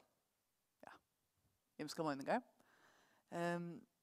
Och tar man kör så mycket som jag gör så må man löva bilen nog så ofta, särskilt att man häver en bil som inte kör lugga längt som tar nödjaste bilen inte. Så vi har finnit en hemmalösa och så jag kommer hem med arbete så sätter jag stickaren i bilen och så tänder jag för sin lunchna och hon ständer alltid till klockan 7:30 ta för just det. Klarpris. Och det är faktiskt kvar en arbetsdag att jag gör det en eller och det har haft han i 2 år nu. Och så är det allmän lösningar. Jag har faktiskt ångande brukt AC-lösningar. Och det har haft bilden 2 år. DC-lösningar, alltså här showt-lösningar, har vi brukt. Jag provar hitta det första året vi tog upp bilen, brukte vi den 12-färger. Så tar man här en hemmalösning så tycker vi de flesta brukar henne som oftast. Till rösten där billigaste maten löpa. Vi är faktiskt en småbarna familj. Och det är en som har spurt mig hur ryckar och en elbilar till som familjebilar. Myten är också nekvar, så kanske de första elbilarna var också picka lite. Men tar det blir när väl rymligare och jag har alla just nu. Vi har 2 bilar med tjockon. En Nissan Leaf elbil och så har vi en Toyota Auris station car som är en kör. Och vi brukar faktiskt alltid Leafen tar vi färgsten i vikskiften. Med en Soringar så vi det för ofta vikskiftstur och här har vi bara stora vagn och sång till sonen och sånt som man klappar samman och vi tar koffert och allt i bilen. Så det är rymlig bilar. Han faktiskt rymligare än en Toyota Auris station car. Så vi där vi öliga gläf igen. Men nu är det att vi tar 2 småböten och sätterna är då rävliga stora till småböten. Så här passar faktiskt ången att sitta i mitten sätterna i 18-4. Och det är öliga vanligt i personbilen. Kjolt om han är öliga rymligare. Så vi har faktiskt begränsat på att köpa en större bil. Det är här vi är då. Och nu. Och så har vi faktiskt hukt efter en som för att komma nästa en elbil. Och vi köpte bilen så körde jag sån uppkör. Och nya läge är att bostad och gott och du arbetar i hamn. Så är det alltså en dieselbil. Det är bara en chaufför. Min drömmer om en elbil börjar så det är inte student. Ta hej en bil, så till ner och läsa. Ta så inte bruk för bilen. Så då jag kom hem efter. Så fick jag köpte min första bil, det var tjej. Och det var en Toyota Yaris. Jag fick en liten bilar, ekonomiska. Och han hej i Sintemorgon ett år. Så sålde vi han. Och så tar jag fick fast där i 2018. Vi var gått og fikk arbeid i havn. Så valgte vi at jeg hittet en elbil. Tog at ta i 2015, da jeg flyttet hjem og skulle kjøpe en første bil, ta helt i kjørt jeg være noen biler som nekket han tørven som jeg har til å køyre hamla lengt. Så vi valgte en Nissan Leaf bil, men hon var ikke allagre, det tog denne måneder å få han, så inntil ta så hadde vi en Nissan Pulsar løyebil. Og det en rettelig økonomiske biler, nok så stort til Gunnar brukte akkurat den samme at se på møte vi. Og omløy 1200 kroner i diesel brukar en sånn om måneden mellom Gøte og Archer, og tar en øyelig økonomisk, altså ordentlig økonomisk, så jeg vil ikke sagt at det er for høyt, vil jeg si. Og hette var så sommer i 2018, og så i oktober og i 2018 ta kom Nissan Leaf bilen. Hette så bare at han ble kjøtt overblikk i hvor forbruket jokken var det første året ved dette bilen. Den overste linjen her, hun viser at en dieselbiler, hvis jeg kører til farligene som gjør vi en ordentlig økonomisk bil, så er det likt om 1200 kroner mellom Gøte og Archer som er brukt. Den brune linjen som kommer under her, det er forbruket ved munnen bilen, vi elprisen noen, så var det 1 kroner og 94 kilowattimmar. Det er værprisen, altså hakker oss inte så igjen, ja. Men vi tar væren til. Og den gula linjen under her, hun lyser akkurat bare langt nere, og det er tog at hatt her er den prisen som vi får, nå tar vi til den her kjærestekke elmateren som gjør at man får den billigere elprisen. Så vi til vanlig elprisen, så brukte jeg Emial og måneden å køre fra Gøta til havn, eller Archer og etter 260 kroner om måneden. Og vi til særstakke elmateren, så førte jeg ned av 540 kroner Emial om måneden. Vi til billigere elprisen. Så bare vi får den grønne elmateren, som det kalles særstakke elmateren, så var det en sperring her på 2470 kroner til året. Og sperringen i hele tiden fra diesel til el. Vi til billigere elprisen. Altså 2660 kroner. Ta første år. Vi tar elbilen. Så det er rettelig nekv. Og man ser også at svinger i sin dør. Hvordan nekv det kostar tjokken om sommermannene. Ta det nekv lakret. Det bruker man ta minne. Og ja. Så elbileren, han er nekv billigere i drift enn diesel. Men hvordan får jeg studie ut neste år? Til at neste år tar først innførkjær vi operetas nok som nekv. Utenfor for min farløy. Det er faktisk ikke det vi ser en elbilen gjøre, men det er nok interessant å komme og takke etter her dømme som vi får komme inn nå. Den billigere elprisen som vi snakker om, til den gode linjen som går i jøkken til brune. Den billigere elprisen. Så ta gode øke som er nyast, at det er halveringen av elprisen. Så jeg må farløy til Archer for akkurat i helt ta Gjessertunnelen åpner. Og ta brune at det er så tunnelstjad.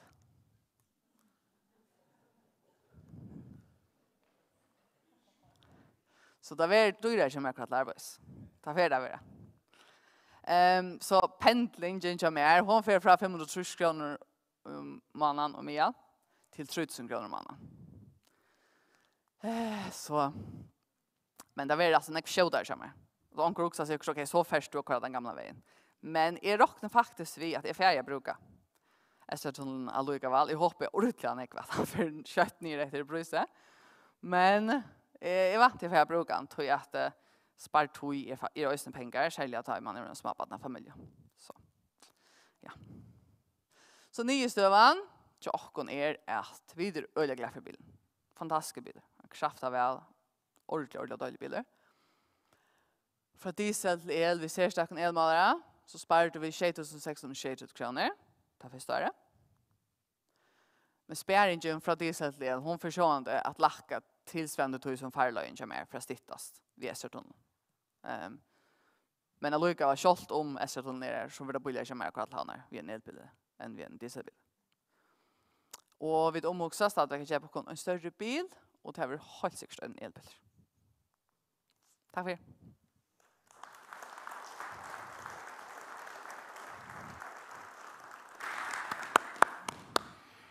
Ja, takk for det. Så var det Gunnar og på gulvet ganske. Ja, nu har vi två chefrögar till att köra elbil för. En som kör runt i havn och en som kör längst sträck. Spårningar.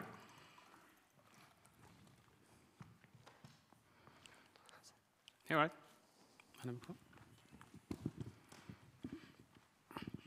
Hallo. Ja, Olav Paulsen atter. Elbil. Ett som jag har varnast, vi har en Hyundai, Ioniq, og så har vi akkurat finnet meg en Nissan, han brukte, at Hyundai brenner øyelig løyt i gassarinnen. Det er han brukar ikke nekvannsleim, han øyelig økonomisk. Og du skal jo betala 4 kilowattimmar ut og køyrer i batteriet. Det noe som tid har vågt på, Gunnar? En elbil i gassarinn brenner løyte og en som brenner nekv? Ja, så vi har hørt at kvart brenner liveren rent faktisk. Hadde de faktiske tølene til liveren, jeg vet at folkevåkner er golfalt som vi skiljer Jan brenner av lydsynet minne, og Terje til høver en det Hyundai Ioniq.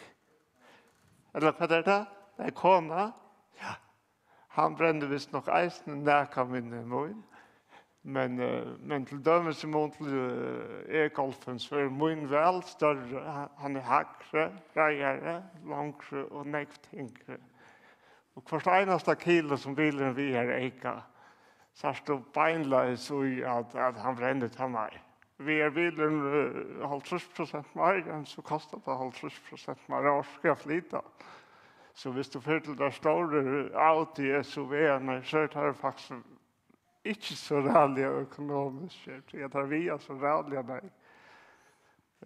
Så det er rærlig store måneder. Og jeg går om grunden her, vi bare hukte at Nissan, og råkner vi mer til eisen. Men det er mer for at man ikke stender og kjøper en bil på falske forutsetninger og tror på at det som fabrikken sier at han brenner til, det passer om. Att det är något som man kan ha i huvudet om man ska köpa en bil. Annars är det samtidigt tycker att det är fantastiskt fint vid elbilen. Där skulle ha flera snärlöjstöjr. Min erfaring er at det avvirker ikke mer enn 20% hvis det er ikke helt annet slag av bil. Hva sier du at hun kort ut her?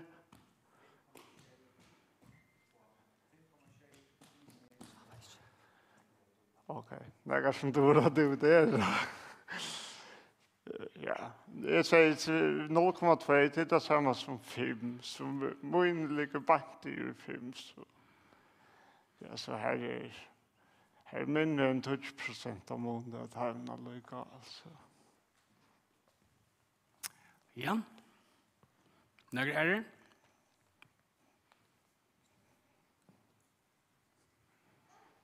Okej.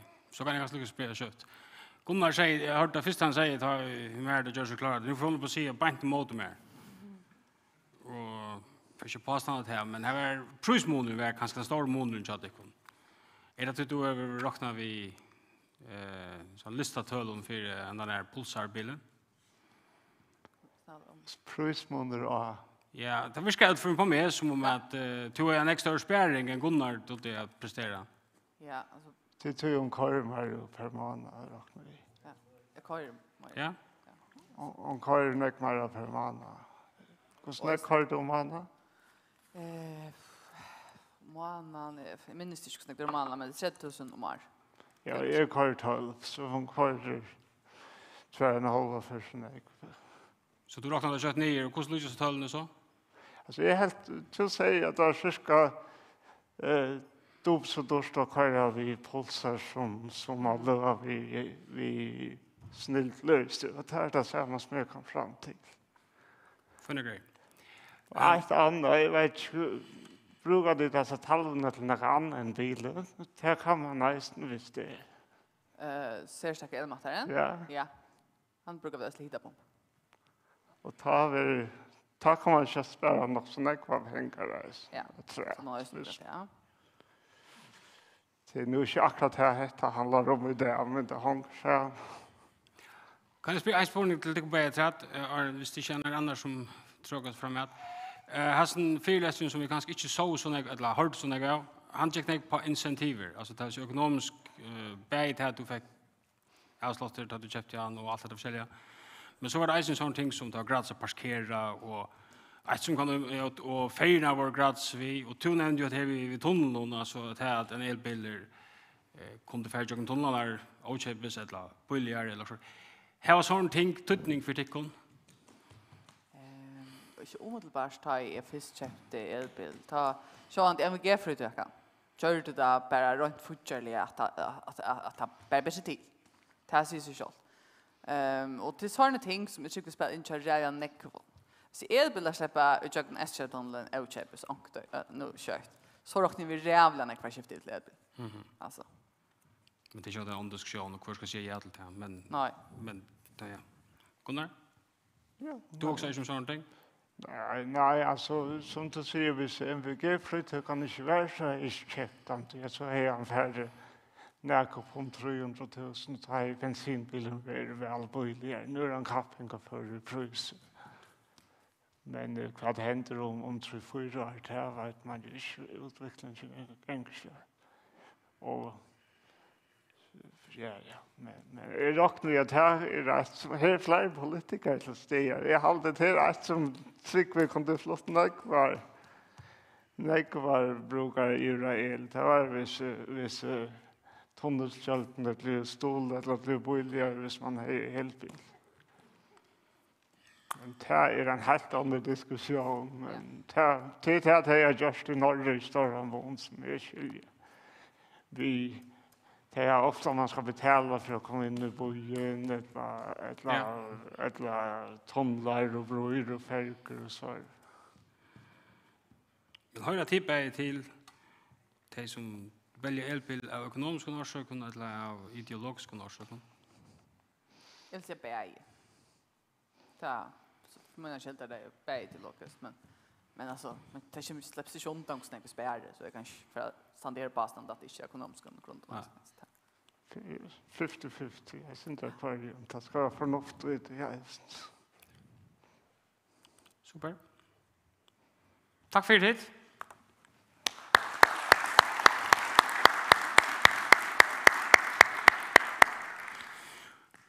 Så är vi kommit till pallbordet, ja.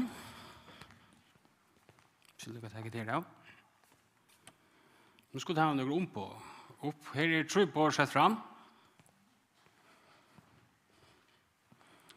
Det kommer bara. Vinjar var en ta vet du. Trönt och kommer här. Var han 3 månader nästa?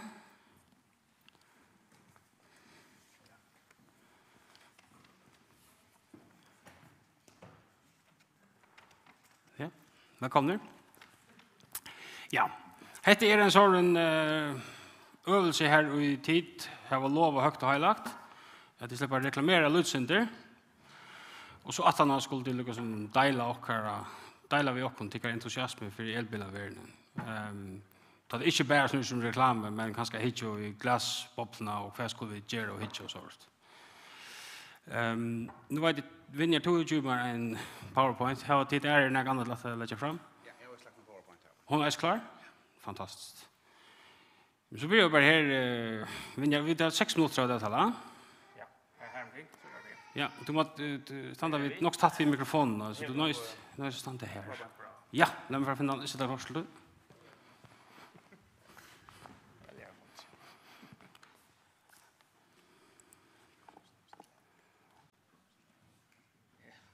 Ska jag ta för en?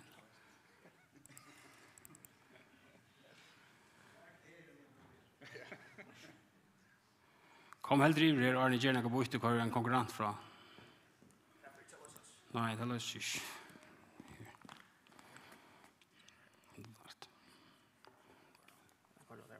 Här, vi ska. Får jag grejer, 6 minuter.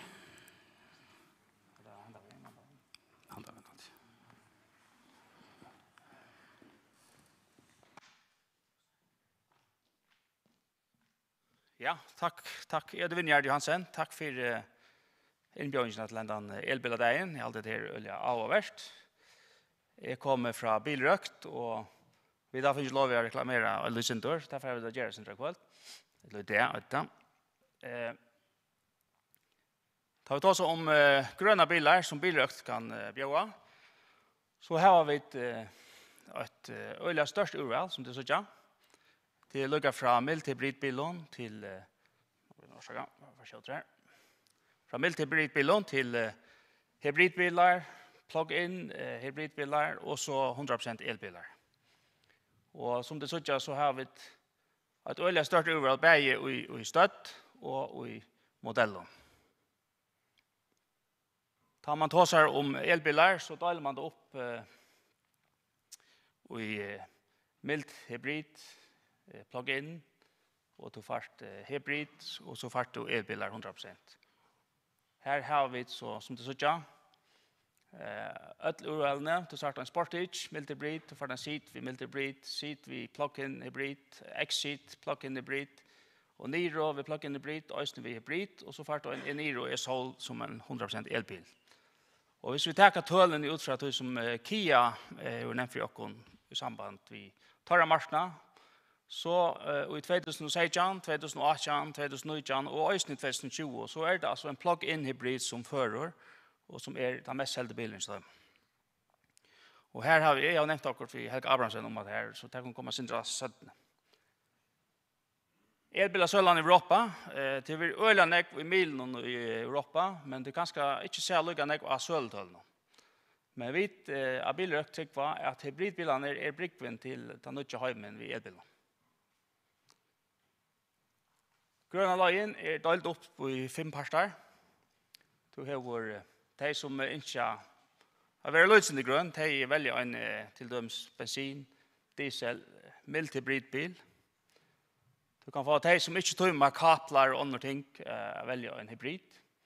Og så har du mittelløsene som vi talte er en skjøtare vever til førjene affære innan at det grønne øtje, som heter plug-in.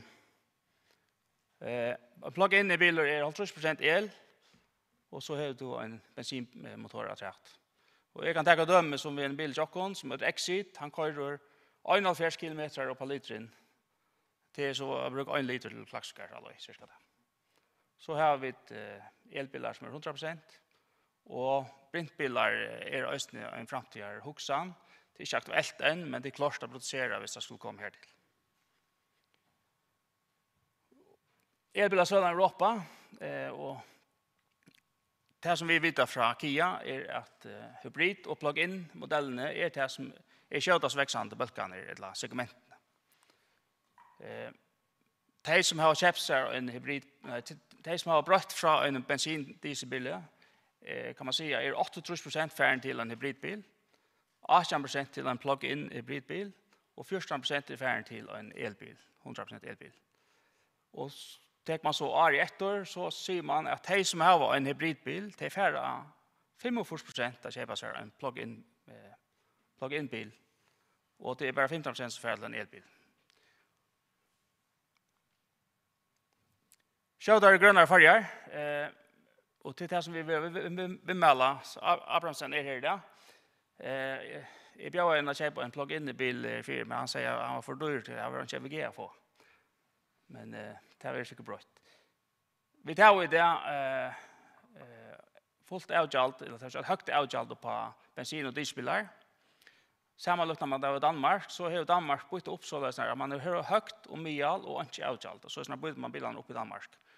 Og en hoksan i fargen, det er gjort nøklunda det samme. Det vil si at du har vært det et høyt avgjalt av bensin- og dieselbiler. Lett at det er være som det er. Og så kommer man inn til plug-in-biler. Her kunne man kalla det som en mye avgjalt. Som en døme kunne man sagt at du får 35 000 atter i MG, eller opp til 35 000, og avgjalt for nye helt. Og så behelt man avgjalt på elbiler på samme måte som man hever det. Man får opp til 70 000 atter i MG, og ikke avgjalt det. Hatt det gått en vever som vi så er en spørning som at skulle spørre seg selv, eller sette seg selv om Hvor er det neste biler? Er det en ungførstolkende biler, eller er du klar at jeg avbyrd å velge en ungførsbil? Framtiden blir grønnere, og derfor er det ikke kjøttere, det vet øl, og marskene styrer seg selv. Så det er veldig ringt å slippe bort fra at være vi av hesten. Ikke det flyttes alle tiden. Det er tøtninger virkelig for at folk skulle velge en elbil, kjøtt. Det er sånn at bilen ikke må koste mer enn en vanlig biler. Det er her man skal komme til. Man skal kunne låne hjemme for en rymlig pris, som det har hørt sin rom i det. Man skal køre ved en rymlig avstand altså per løying. Det er bilen skal køre lengt per løying. Og det skal være en stabilitet fra allmänna skyjo som gjør til at det er en tryggløyge til man investerer i sånne nødstøktene. Og så er det som jeg har sagt til Jøgnatland, til det at man slipper at velge plug-in, lukka så vel som man kan velge en elbil.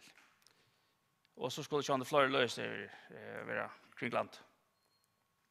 Vi tar en elbil som heter Kia E-Niro. Du kan få med 217 av batteriet, 32,2 kWh, eller 400 kWh. Og det er sånn at han større, han kører 485 km på en løying. Tackar vi en MG-bil som vi Øysten har bjøret, Øysten 100% el, så kører han opp til 230 km på en løying. Han har et batteri på 44,5 kWh. Og du kan få en kjøtt løying på cirka 4 minutter, tar på 40%. Vi har solgt cirka 16-20 elbiler der. Og det kører bare hui. Det nødvendigste av jokken er så en Kia Sorento, og han er så mild hybrid. Og la meg så enda vi kanskje en avhøyden til landstorsmannen om på dette, at vi er fremme 100% plug-in for å få en EU-gang i el. Takk for det. Vi gjør klart til neste mann.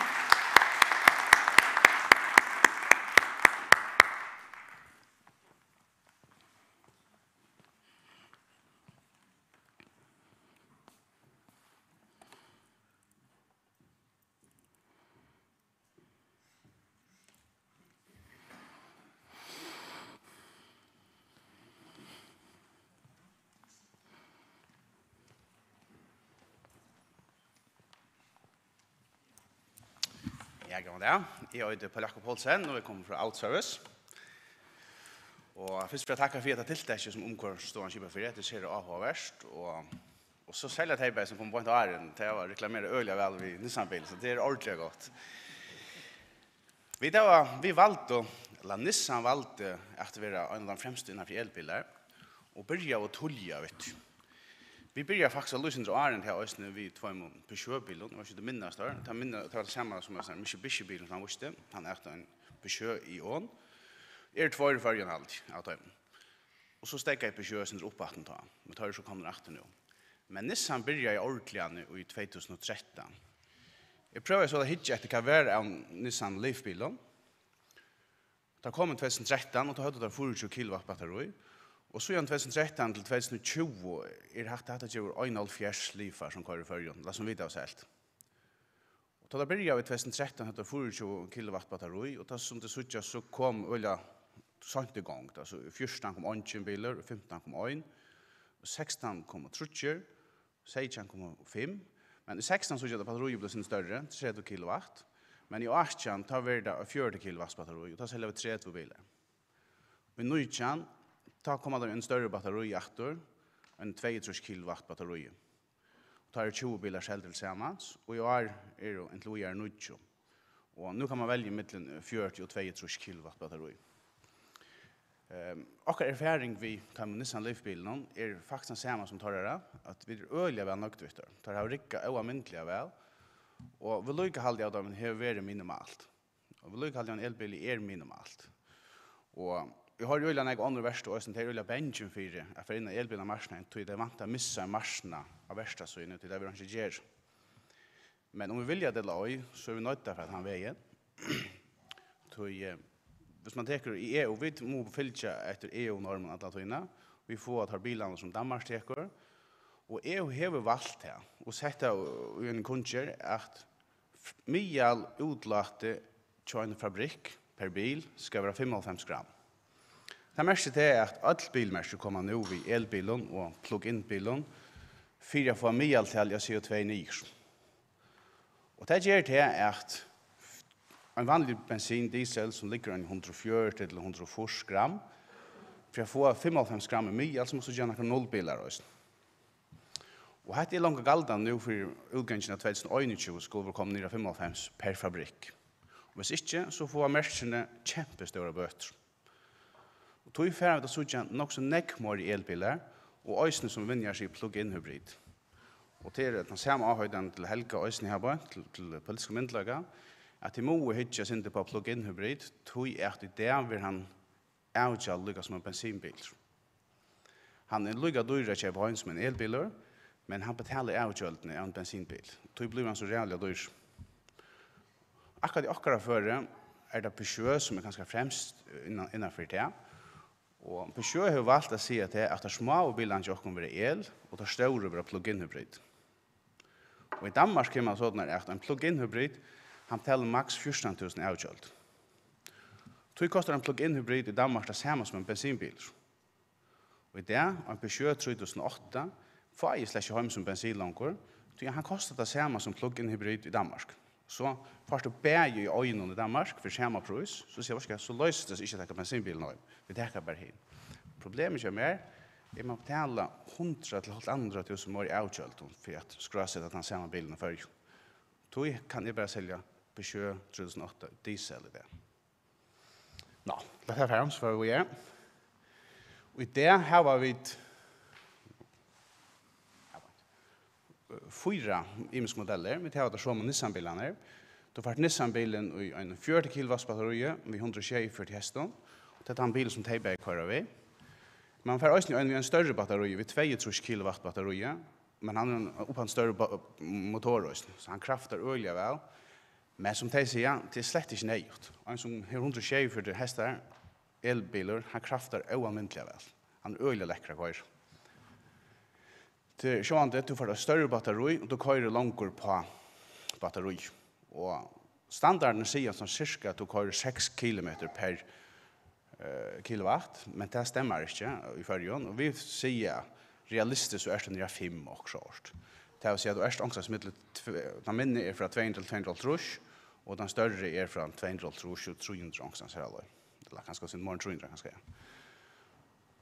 Nissan har så også en EN200. Han fast bæg som varebiler og som personbiler. Og personbiler tar fastna bæg 5 og vi 6 setter.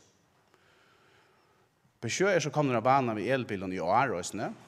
Og det som er synder moneren av tøymbaven, som de fortalte Johanne, så er det en Nissan-bil, han er 8 faser og teker sin langere av løa.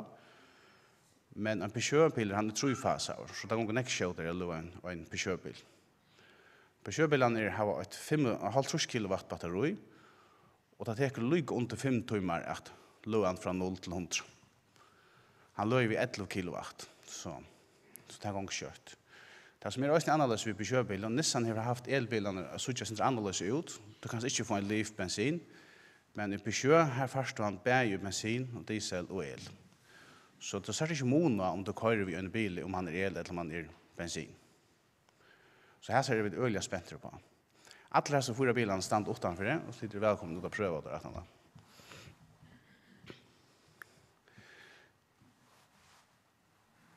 Det som er vant til nå i fremtiden er noen mersen til Åkken. Opel Korsa, han er en tvillinger til Opel Mokka, han er tvillinger til Peugeot-bilene. Tar komme om årsskiftet. Citroën kommer i min her ved en Nution C4.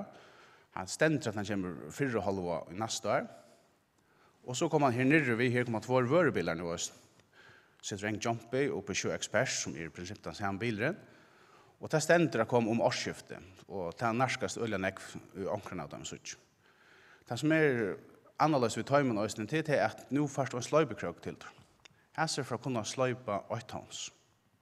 Så han blir interessant for nekvar handverskere og østene.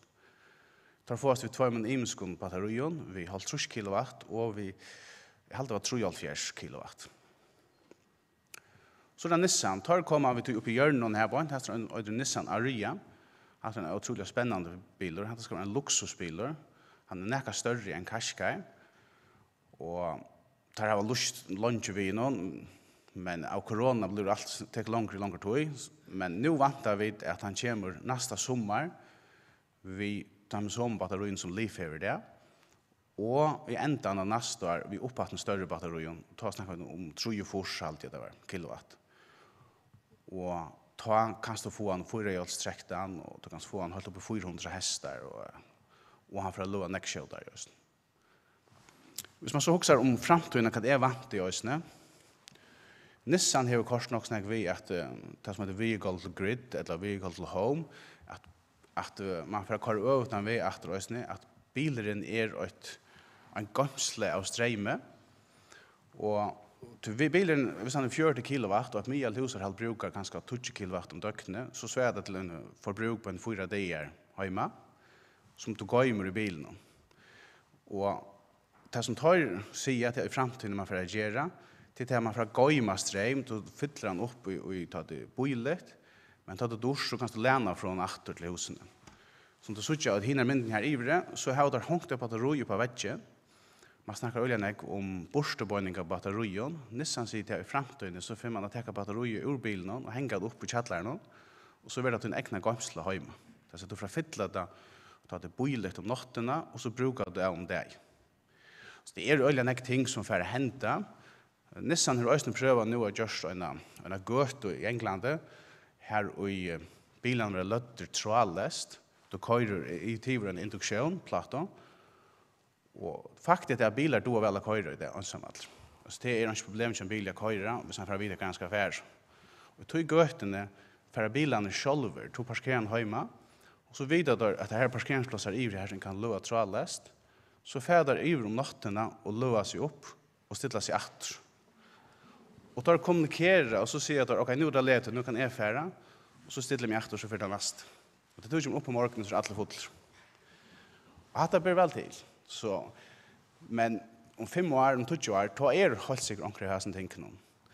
Och då är ska stäcka nu ja. Men då är samtidigt med Terje man ska passa sig på att göra oljan och över och i löstöjer. Men hin vi har sett till utfordringen till boiljar och öllen öna löstöj en bestämda budget 2 sundsverska trätt. Så det är inte kan man göra. Att det.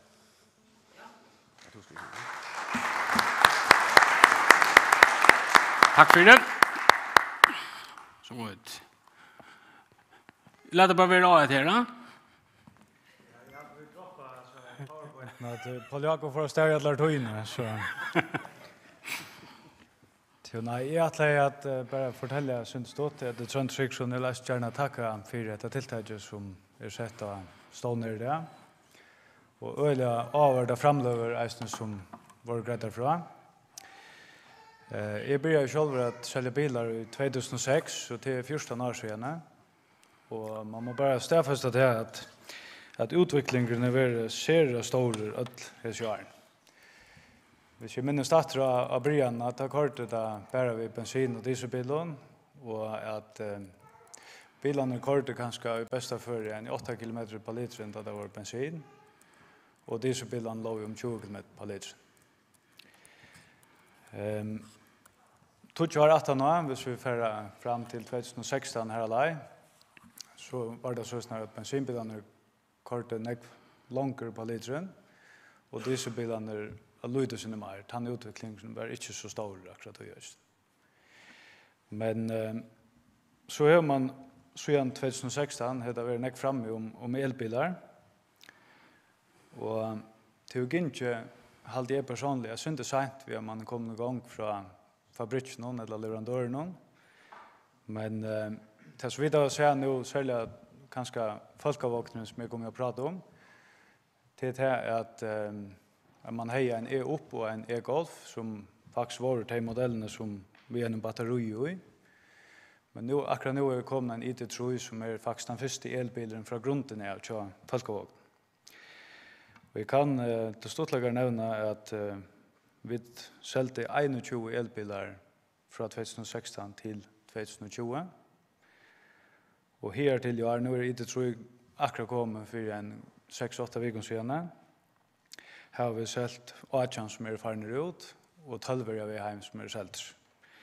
Så nu är gångt kommen att ta sölna vid elbilen av allvara och vi där som pratar om det arbetsplatsen är vant att i kommande år blir det här vi för att ha en elbil som också mest sålda bil. Det är just det faktiskt inte. Till sjön den några försträder för att det kan låta sig göra. Det ena till att MVG-frytökan häller av fram och hon är långt fyrbils ett år. Tror jag att vi en elbiler kan man säga skipar samma mått som en bensin- och dieselbiler så vant jag sölan stegar upp. Det är det köpand vid prisen. Så hade jag snett att det skulle vara boilerströmmar om notterna. Det som ser vad som är nu man förstås i parten att det är en AK och brukar någon att lå upp om notterna. Och så hade jag snett att det skulle vara näggflera löstöjer sätter upp. Det är mankla östen runt landet och minst det i havn. Vi har haft 2 bilar som vi till dömes, jag skulle kunna nämna till dömes som var sälter som hyrvåknar. Och nu tar vi som prisen kommer att lösningar till allmänhet här som är köttloande. Så är det att tyvärr inte vi kommer inte valt att skifta åter till en dieselbil. Tror jag att det blev för dyrt att lova allmänt. En taxabil kör ganska 120 km om året. Och tar det nej utan man får lött kött upp ofta. Så det är alltid att man borde ganska omoxa till det som kör nej med ett annat till hyrvåksköringen att det var en AK här till för att se till det som kör så mycket nej. Annars är det 4 månader som absolut är gackligare till vägskatten är 106 kronor om året och det är inte vedlikehold generellt så är en elbil. Det är skönt att ett lite men oljeskift och annat är ju stiger av en elbil. Så det är billigare att äga en elbil än en bensin- eller dieselbil. Vi har så eisne utbygger folk til åkken og just uiløver i bei løystø og late standare og eisne av trudja mekanikar som utbundner til endamal.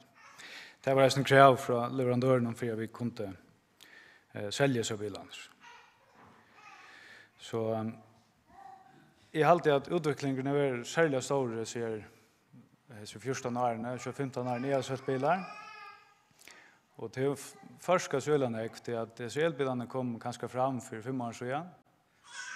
Men til veldig nå at vi får suttje en stora, vi så jo en tølene som søver fremme ved Janne, at det var 240 elbilar skrassetter i førgen i år, og til at hele vant jeg i minsteleg fordopplet til kommende år. Vi tar som modeller reisende vi i Detroit og i ID4 som kommer nå i januar og februar måned. Og faktisk er det reisende øyelig avhverst til at Vørvoksprogrammet kommer reisende vi el. Og det vantes å være klart i sommer i kommende år. Så en liten holdning, og nå blir det sånn politisk til alt. Jeg skiljer at alle tror ikke oppstidler, men det eneste er sånn det bencher for det. Og jeg sånn til det hvis man får pilka for nekvi avgjøltene, at det får være dyrere for de som skulle køre elbil, og det er alltid en avgjøten som man skal anse øyelig og lett. Hvis vi vil ha det grønne årskeskiftet, så må det være et incitament. Og jeg også særlig om så MVG-fritøkene at hun helter av frem. Takk for det.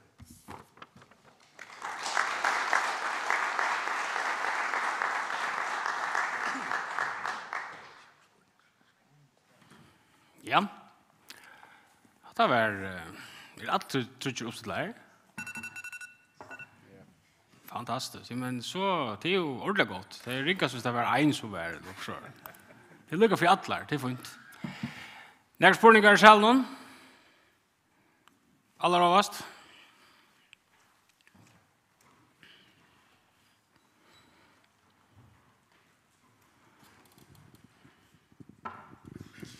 Ja, det kan alla trutcher att det inte är mer filosofiskt, men man hör att Sjönde vi elbilen som det har sagt, minne vedløykehalt, og bilar så är kan man vanta kommer missa pengar till att folk får ut till elbilar. Är det verkliga som bilar så är det verkliga avhör och jag sälja elbilar eller vill jag att det helst släppa sälja så få som möjligt och det är bara nötter i att sälja några. Och ta det ta som hybridbilar är det inte bara en omställning för att få sälja mer hybridbilar så att det kunde bruka mer att höja på att tjäna pengar in tandvägen. Att här vi brick och vi har ju inte bruk för en brick vi för vi klarar också att vi elbil det utan kanske höjdvaknar och så vidare ja men ja för det var så framåt svära först. Ja, jag kan gå på ja. Till så så att vi lever av att sälja bilar till det första till prioritet nummer 8. Och så säljer vi det som kunde med lava. Och hvis vi ska sälja elbilar så kräver man också att det har det allmänna vi tar vi ta som outköld och någonting och det är så läsnar det är inte lögnet det är folk som inte vill ha en elbil. Schalt om vi inte att elbilar är sällan för upp och ta för nästan automatiskt mer och mer. Men så är det alltså folk som inte vill ha elbil och det tror jag vi nämna plug-in som en brick. Tror jag att det ger det lättare. Ta hävda bensin och så vi är till elbilen. Och tendensen det är inte bara Kia, men det är också öron produktionsfällor. Att plug-in är alltså ett nog så störst alternativ som det brukar, som vi har brukt. Så jo, vi vill gärna sälja elbilar, det gör vi, och vi gör allt för det. Och vi söker oss just fram som tar och nämnt det och på det och håller sig för att växa automatiskt. Men andra brick vinner 100% näka som maver för att få ordentligt skog på. Tror du nämnde inte hybrid, ja? Nej. Har du inte hybridbilar? Nej, alltså sjönde nu skulle jag svara på spåret. Ja, svara på det. Ja. Vi är slash bench för vi får sälja neckflyer elbilar till det vi vill och jag så just det som en firma att vi kommer att sälja neckflyer elbilar till det jag tycker vi kunde bättre och kunna ta nästa månad mer till att till neck minne vill jag allt är en elbil någon en bensinbil någon och vi får bättre tog till att jag och knä och konton som vi det var. Så det akkurat det argumentet eller det skiljer av spårningen men är så just det som en firma istället för det motsatta. Jag nämnde inte hybrid. Vi har näka av hybridbilen och vi har faktiskt onkanselt här till och det tror jag att det har varit för dörre. Personligen hettlig är mest till elbilar 100% el. Tror jag att det är resten till mera gröna. Och hit är ju en bensinbil där vi en hybridmotor och man kör inte det vill kanske vara okollegialt där man säger att det är imenskatt för mäster så forskjellige bilasköldnar sälja så akkurat det fyller verkligen inte jockon men det skiljer väl lärare som är enkelt att man vill ha det här brott men akkurat för jockon eller för väve som vi söker till framtiden så är det bara el och 100% el. Det var ju stackarna spårning i mitten. Det var inte för att favorisera närran men för det är det viskar det inte som att för det här framläggarna som har hybrid av linjerna är det öliga viktigt. Men ja. Ja, alltså jag kan vad som är nu. Jag kan säga att vi valde långt 2013 att vi ville elvägen. Vi gjorde det här öliga som skulle till på en vägen och fick folk utbyggning till det. Och vi har valt el från början. Han kommer att plugga in här på. Det är tog att märken inte kan säga att de stora bilarna väljer att ta plugga in och de smärre väljer att ta el. Och det är alternativen som jag har. Jag kan inte sälja en el 3008 eller en Chase 5008. Tar vera plug-in hybrid. Och hvis det är plug-in hybrid så är det för dyrt. Så kan det bara sälja där diesel. Det tog är inte att man hickar efter det.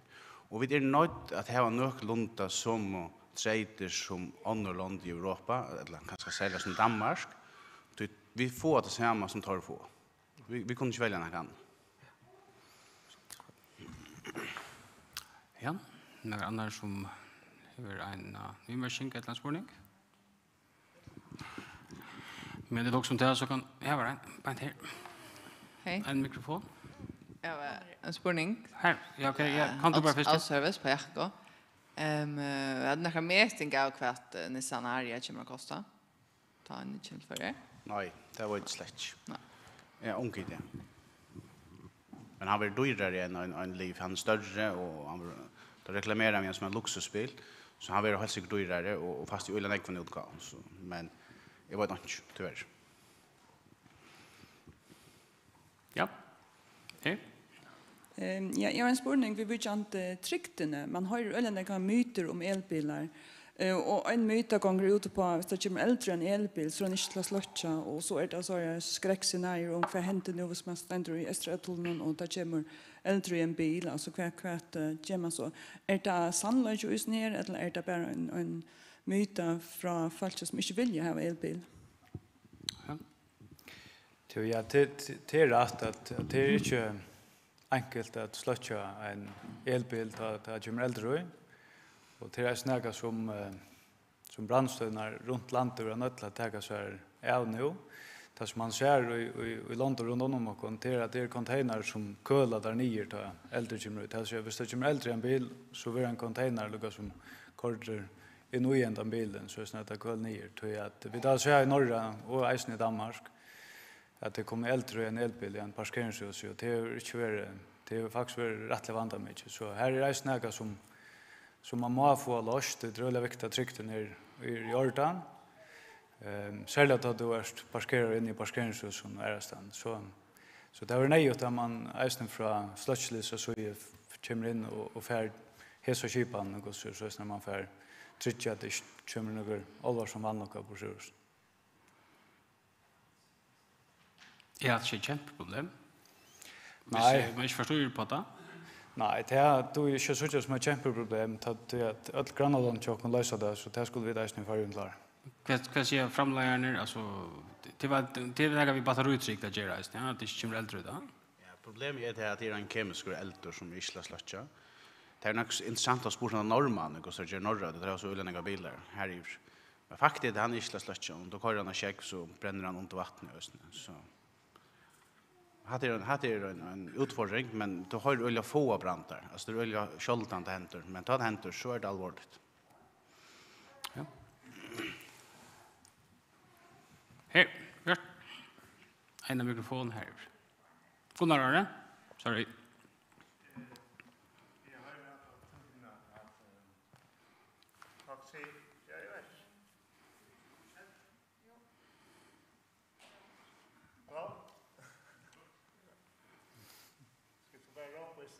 Bueno, kommer.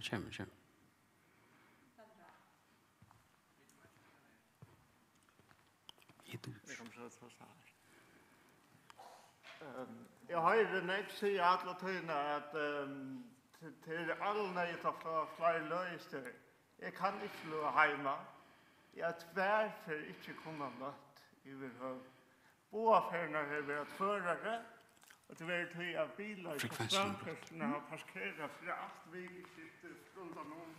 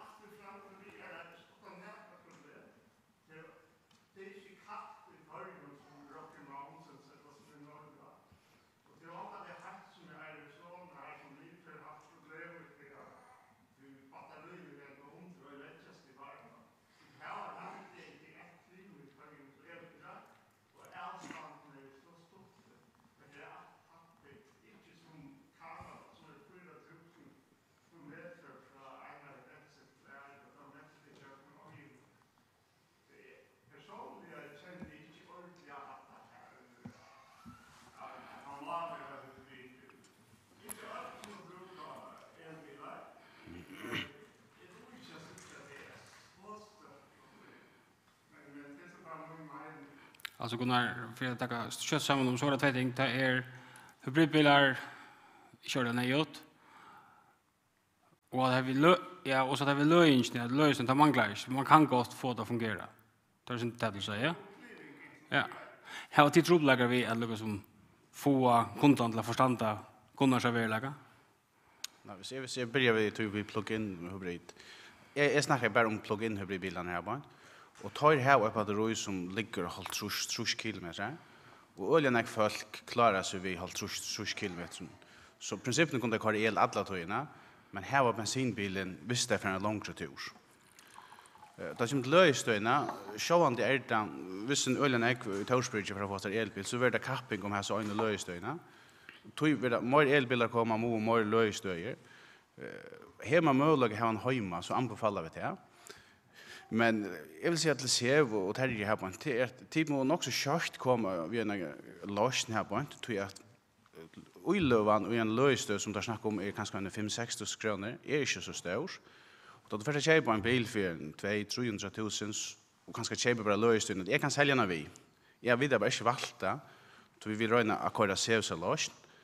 Men hvis jeg bare kører løsningen på i prisen av bilen, og derfor har vi, så mister du kontroll her på en. Tog jeg alltid man skal komme inn i løsningen. Jeg tror at det er det retteste at det var størst i årene, så det større nett ikke var trobelager. Men i løsningen er det ikke så reelle større.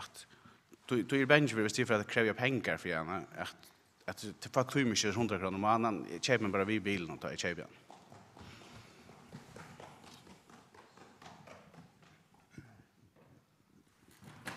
Ja. Ja, tack. Björn Samuelsson här. Ja, värsta söka att läsa bilmaskiner som nu kommer och jag också om man nämner att det vi Eljas frutykan hon går ju ut långt nu och einsätten till tälta. Om några dagar kommer svär från Jörgen Niklasen om landstur för luncha va.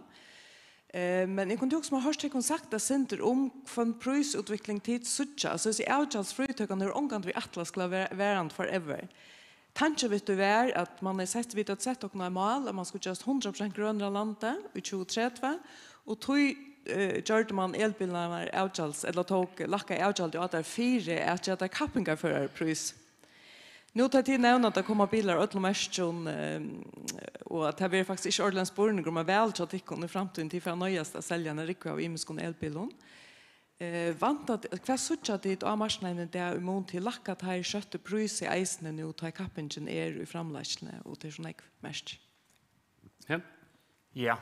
Alltså allt lackar man säger som tog en gång går men alltså det är näkt att göra köpa en elbil och man ska räkna vid några år rätt. Det är också inte vid nog 8 år så landen att flytta 8 år fram det ska ganska 5 år fram till räknar vi. Så ser man nog lackar elpriser då. Eller elbilarpriser. Ja. Jag är samtidigt när jag vant att framlösliga kostnader lackar betydligt och sälja nu då öllmärkning är tvungen till det från EU. Så för produktionen att växa och tog för kostnader nyår. Och i Danmark kan man gjort man en lån som 1,0 och så skulle det vara hacka vid 20% om åren och klara framåt. Och hvis landen för att se då så för fabrikerna garantera oss att föra ner ett nu priser för att det ska vara intressant för kunderna. Då må vi bara ha också som minner om katin är av. Det är det som jag är viktigt. Vi skiljer väl att landskapet ska tjäna pengar, det ska komma in någonstans så till det klart. Ja, nu är vi färdiga halvan timme mot utøyna, og her var en spurning rett rett. Takk han vi.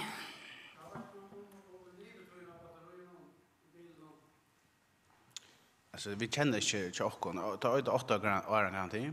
Tar livhandel som det är från 2013. Vi tar testa omkran och tar det här var alltså cirka 95-94% effekt av dem. Så det är väldigt gott. Tar så tjejer gammalt. Ja, det är det samma sak. Det är MG och Östensjö Kia.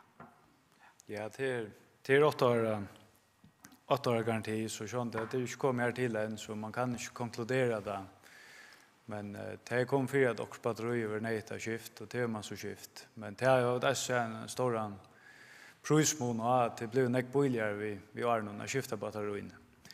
Men kanske att lägga svär på att det är som Björstaisen är nu så hvis det inte var långt i kommande år så stäcker elbilasöllan upp i färgen. Det här torget ser vi 100% vis. Så Så det är alltid man absolut är lunch i augusti så är fyrbus intill andra kostnaden kom ner vid höjden. Det är väldigt boiligare som framledare. Det är så ut. Så vi tre kunde bara bo in till London och göra tunga arbete och så kunde vi köpa billigare elbilar ta. Vi ska bara följa vi. Ja.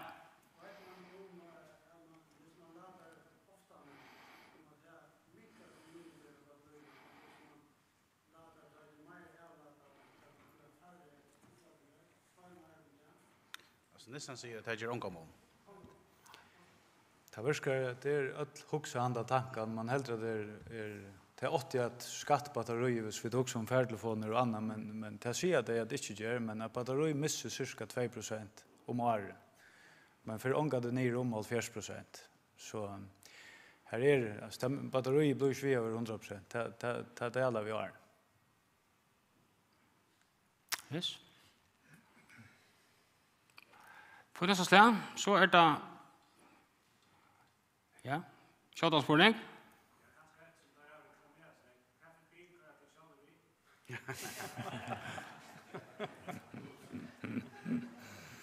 Jeg kan begynne. Det er at jeg må spørre om det. Jeg kører det største svunnet i Øtland, Nissan Navara. Når kommer pick-upen her? Jag har inte sett om några el pick-up än. Vi tar ju pick-up. Vi el? Vi el? Kvart, nej, vi tar ju pick-up. Nej, det här jag kör vi en dieselbil till det men framtiden så blir det nog en elbil till det. Tyvärr. Jag kör mitten och pendlar och det är det som är här det löser för mig. Men jag så inte framtiden elbil det känns säkert. Jag kör också en diesel. Men jag pendlar också när jag kör in i Österrödna kvar där men jag var inte lösa men det var kanske inte akkurat bilen som yngst mer men jag så inte näck mer lösning då det må vi gänga. Och särskilt om det Österrödtunneln kommer så är avståndet väldigt stort så är det släkt några problem.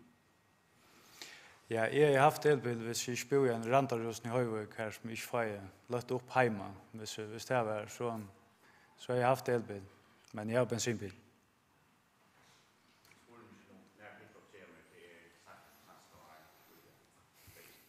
Sent nästa år kommer pick-up-en.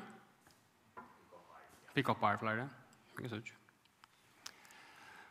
Ja, så är det att pröva bilar och testa och möjlighet att skriva sig upp till de som har meldt sig in i ett elbilafälla under stånden. Här ligger en lista utanför det.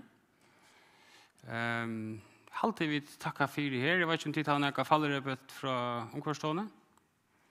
Tack för tid, Trutcher. Och har varit framlöver och har varit frågräng.